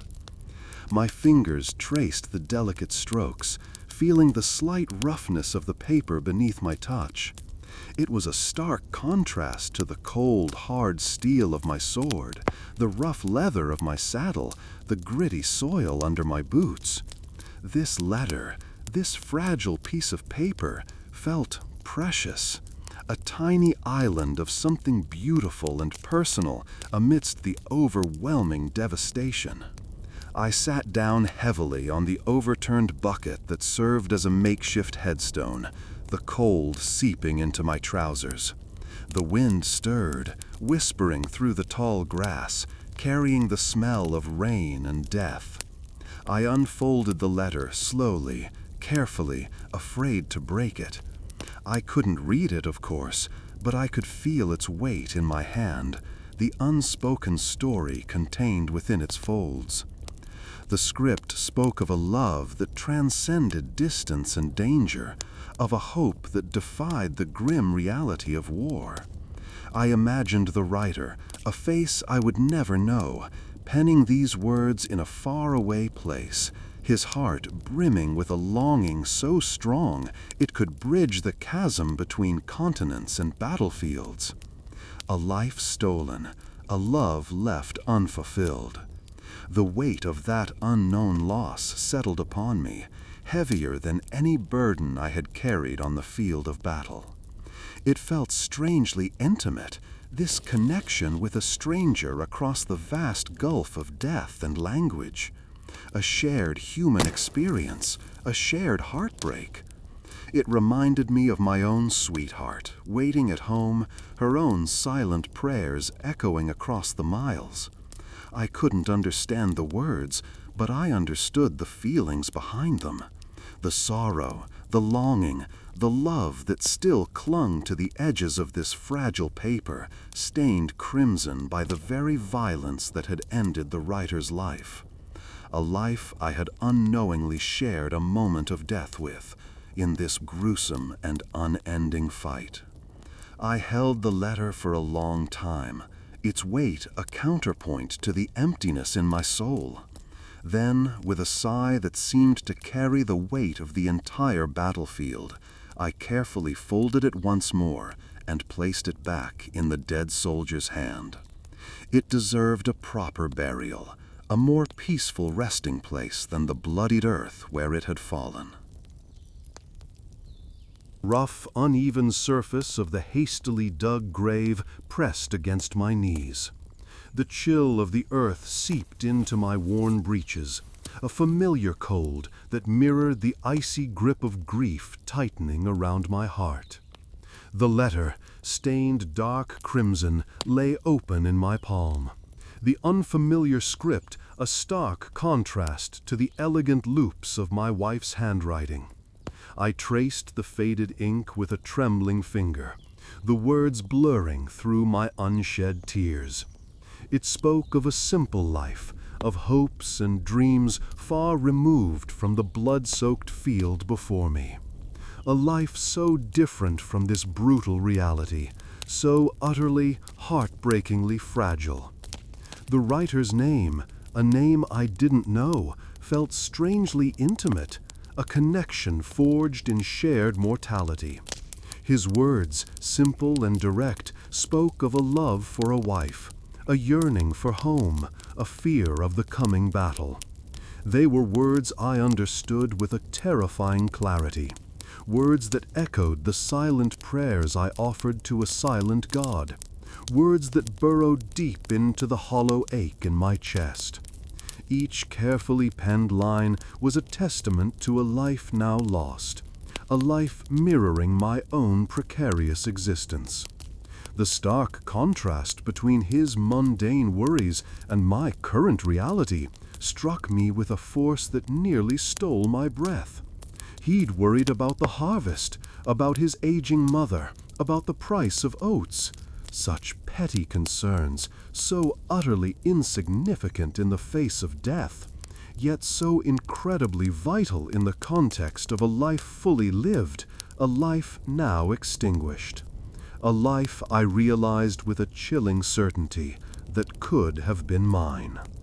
The smell of damp earth and decaying flesh filled my nostrils, a cloying stench that clung to the back of my throat, a constant reminder of the brutal landscape surrounding me.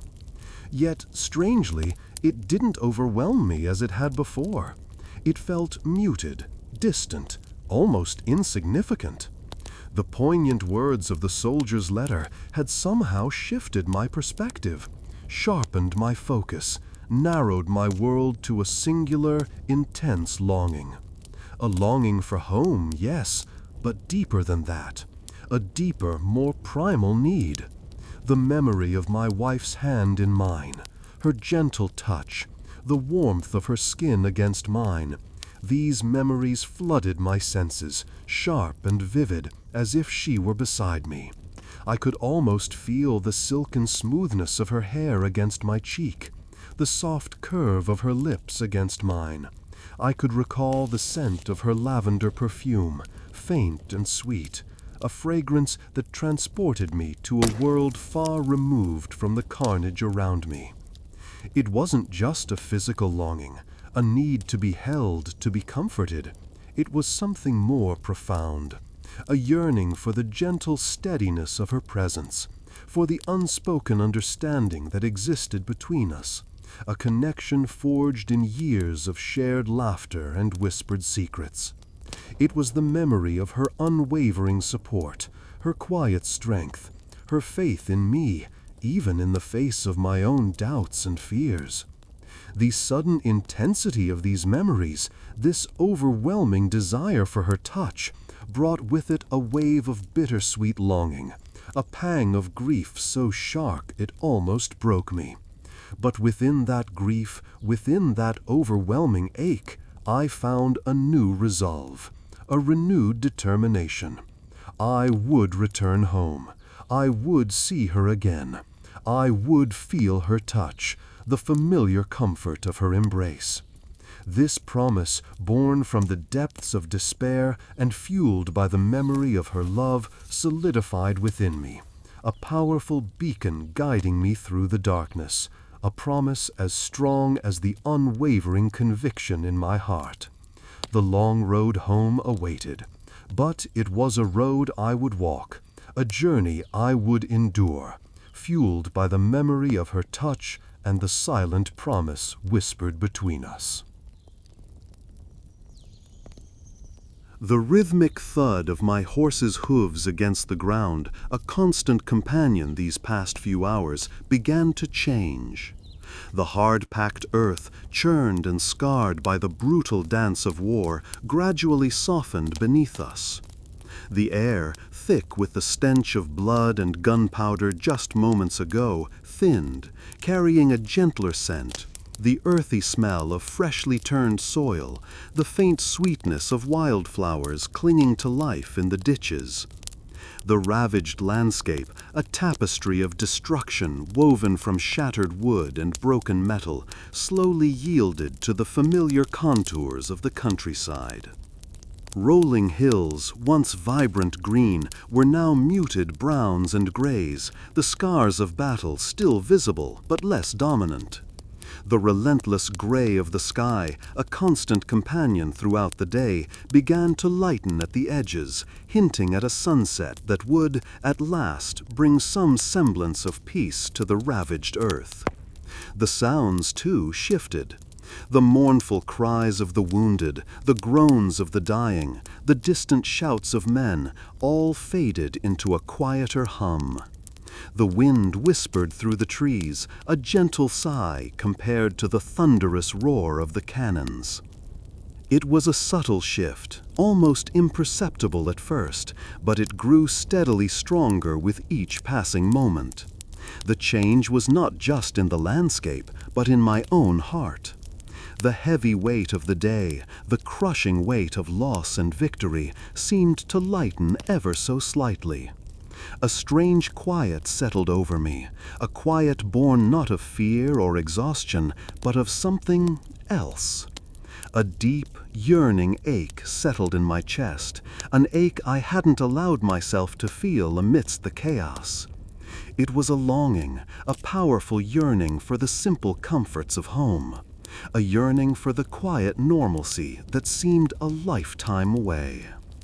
I pictured my home, the small cottage nestled amongst the trees. I could almost feel the warmth of the hearth, smell the comforting scent of wood smoke rising from the chimney, a scent vastly different from the acrid smell that clung to my clothes and my memory. I imagined the soft touch of my sweetheart's hand in mine, the sound of her laughter echoing in the quiet rooms. These were images, sensations that had been buried deep, suppressed beneath layers of duty and grim determination. Now, amidst the fading light and the calming landscape, they rose to the surface, clear and potent.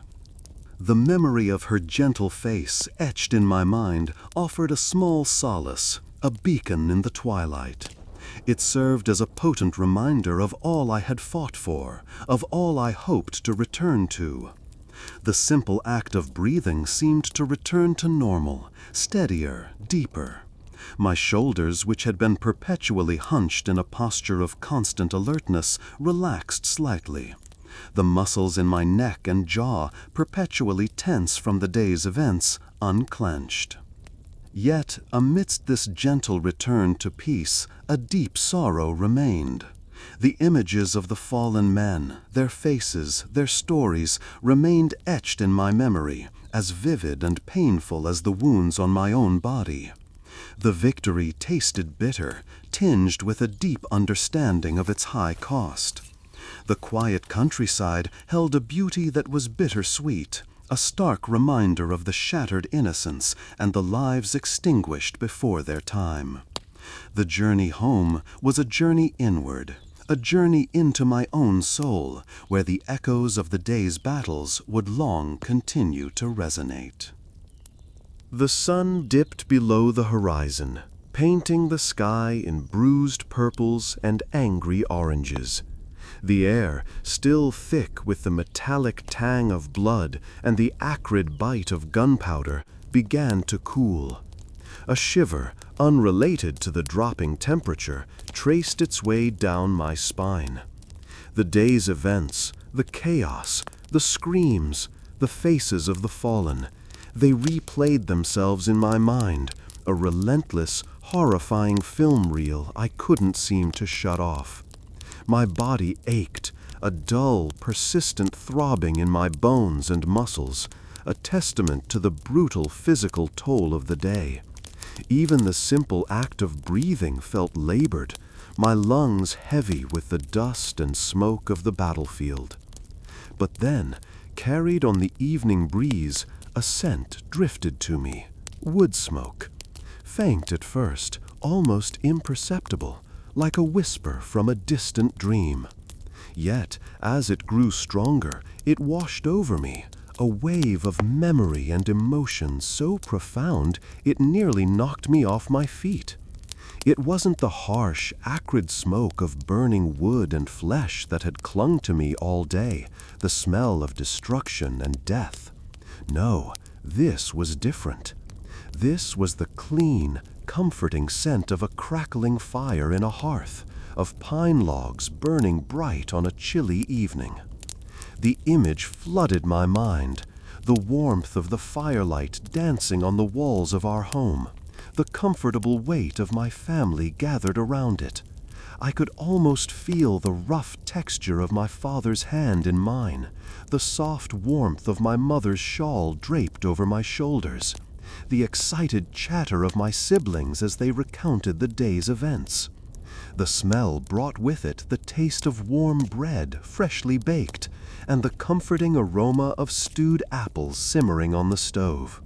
I could hear the gentle creak of the old wooden rocking chair, my mother's favorite spot, and the rhythmic tick-tock of the grandfather clock in the hall.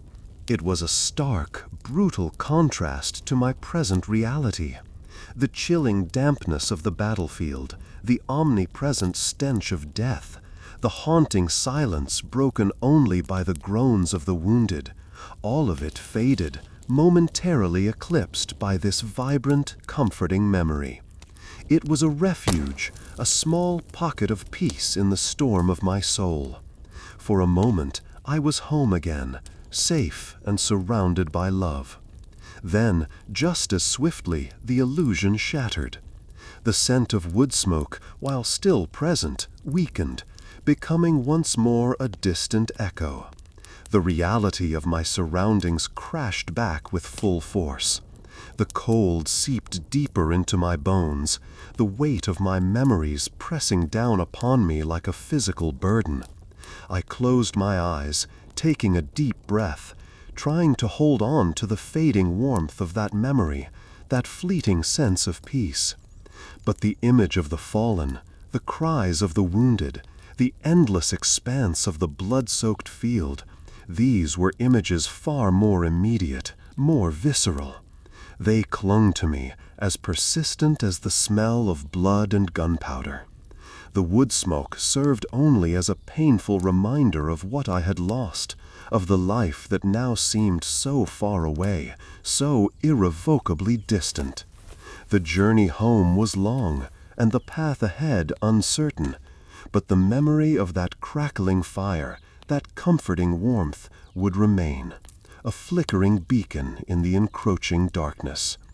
It was a reminder of what I was fighting for, what I needed to return to.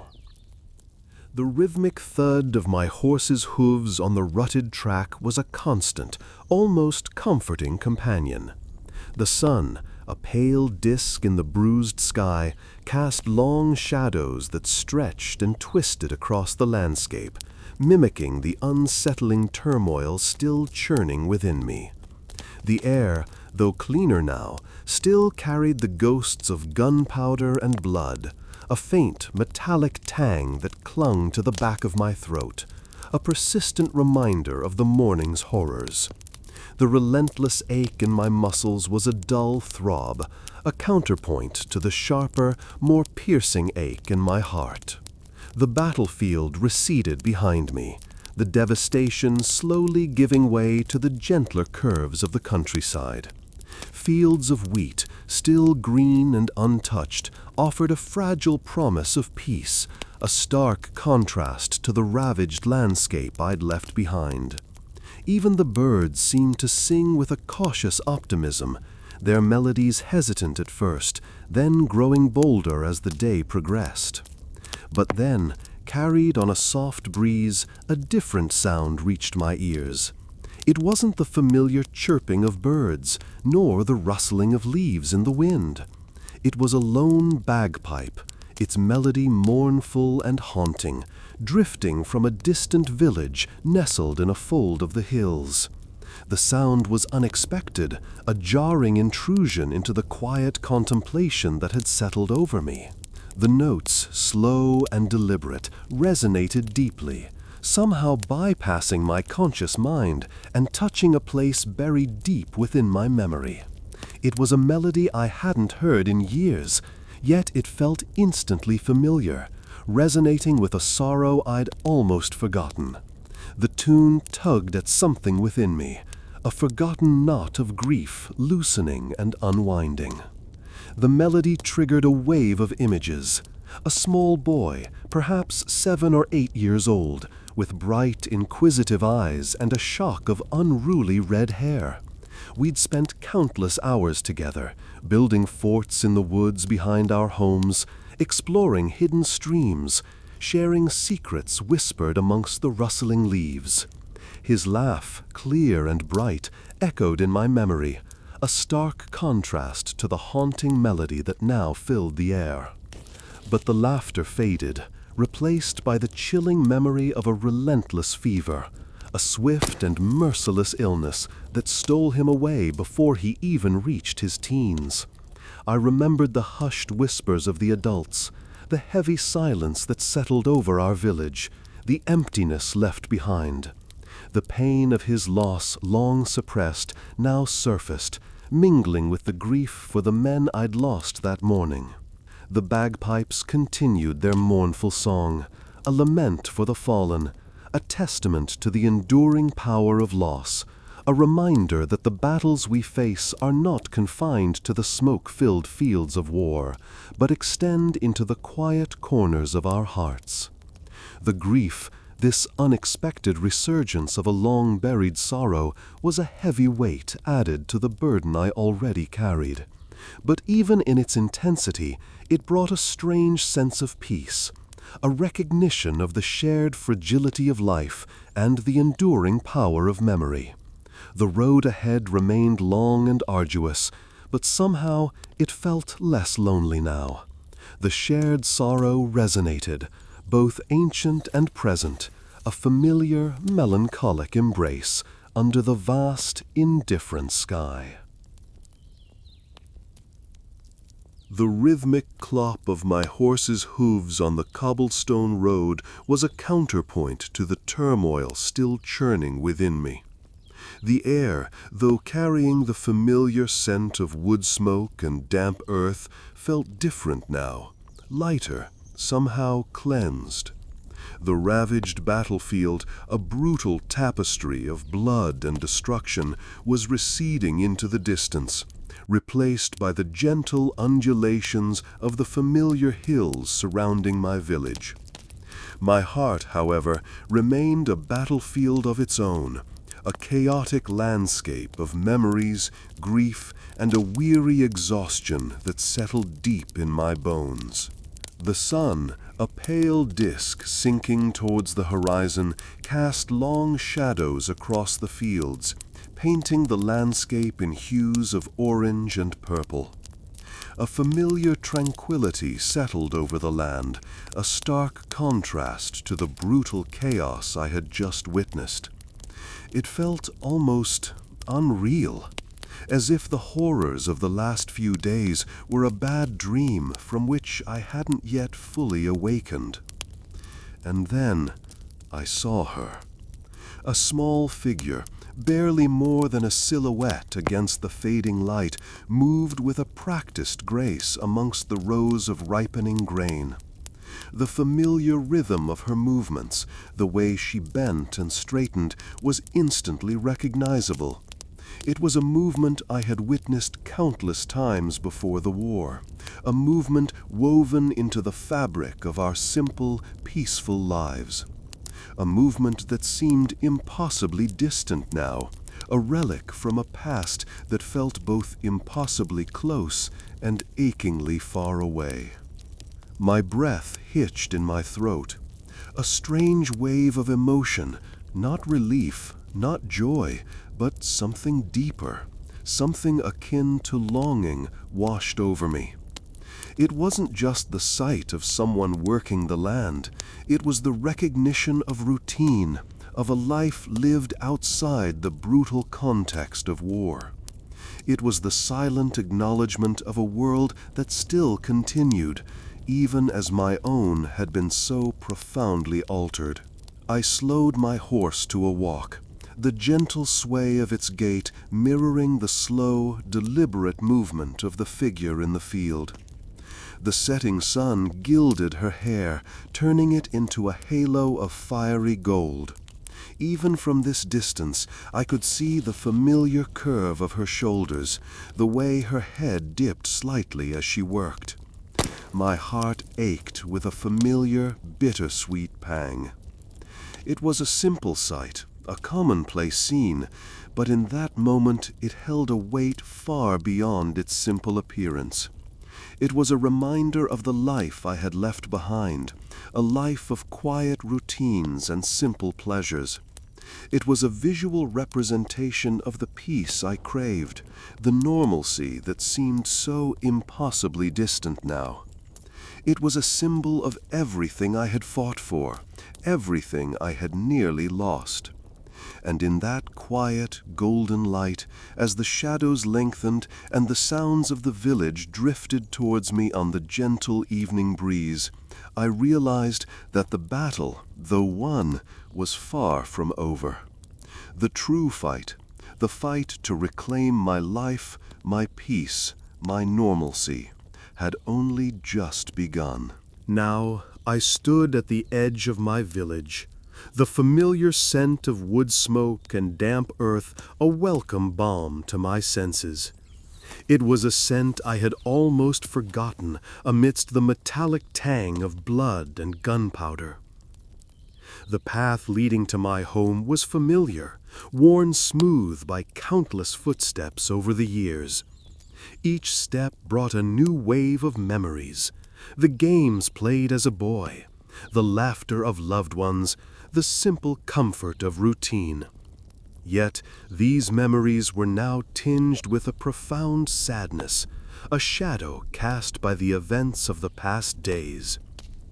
My house stood as I remembered, the small window glowing warmly in the twilight. Smoke curled lazily from the chimney, a comforting sign of life and hearth. As I approached, I heard a familiar sound, the rhythmic creak of my wife's rocking chair. It was a sound I had longed to hear, a sound that brought a surge of relief and a wave of emotion I couldn't fully comprehend. She saw me before I reached the door, her face lighting up with a mixture of joy and apprehension. The relief in her eyes was palpable, washing over me like a gentle wave. We embraced, a silent exchange of unspoken words and shared experiences. In that moment, the horrors of the battlefield seemed distant, muted by the warmth of her touch. We stood there for a long moment, neither of us speaking, but everything said. The weight of the battle, the losses, the exhaustion, all of it was held within that embrace. Later, as I sat by the fire, sipping a warm drink, I looked at the flames dancing and twisting. They reminded me of the chaos I had seen, but also of the resilience of the human spirit. The war was over, at least for me, but its mark would remain. The faces of the fallen, the cries of the wounded, the innocents lost. These were images I would carry with me always. Yet there was something else, too. The simple act of kindness from the old woman, the unexpected courage of my men, the brief moment of connection with the young boy. These were threads of humanity interwoven within the tapestry of war, threads that gave me hope, hope for the future, hope for peace, hope for healing. The road home was long, and the journey inward was even longer. But as I looked at my wife, at the flickering firelight, I knew that I would navigate the darkness with her by my side. The dawn had broken, and despite the darkness, there was light, and in that light, I found my way home. Now, I stood at the edge of my village, the familiar scent of wood smoke and damp earth a welcome balm to my senses. It was a scent I had almost forgotten amidst the metallic tang of blood and gunpowder. The path leading to my home was familiar, worn smooth by countless footsteps over the years. Each step brought a new wave of memories. The games played as a boy, the laughter of loved ones, the simple comfort of routine. Yet these memories were now tinged with a profound sadness, a shadow cast by the events of the past days. My house stood as I remembered, the small window glowing warmly in the twilight. Smoke curled lazily from the chimney, a comforting sign of life and hearth. As I approached, I heard a familiar sound, the rhythmic creak of my wife's rocking chair. It was a sound I had longed to hear, a sound that brought a surge of relief and a wave of emotion I couldn't fully comprehend. She saw me before I reached the door, her face lighting up with a mixture of joy and apprehension. The relief in her eyes was palpable, washing over me like a gentle wave. We embraced, a silent exchange of unspoken words and shared experiences. In that moment, the horrors of the battlefield seemed distant, muted by the warmth of her touch. We stood there for a long moment, neither of us speaking, but everything said. The weight of the battle, the losses, the exhaustion, all of it was held within that embrace. Later, as I sat by the fire, sipping a warm drink, I looked at the flames dancing and twisting. They reminded me of the chaos I had seen, but also of the resilience of the human spirit. The war was over, at least for me, but its mark would remain. The faces of the fallen, the cries of the wounded, the innocents lost, these were images I would carry with me always. Yet there was something else too, the simple act of kindness from the old woman, the unexpected courage of my men, the brief moment of connection with the young boy. These were threads of humanity interwoven within the tapestry of war, threads that gave me hope. Hope for the future, hope for peace, hope for healing. The road home was long, and the journey inward was even longer. But as I looked at my wife, at the flickering firelight, I knew that I would navigate the darkness with her by my side. The dawn had broken, and despite the darkness, there was light. And in that light, I found my way home.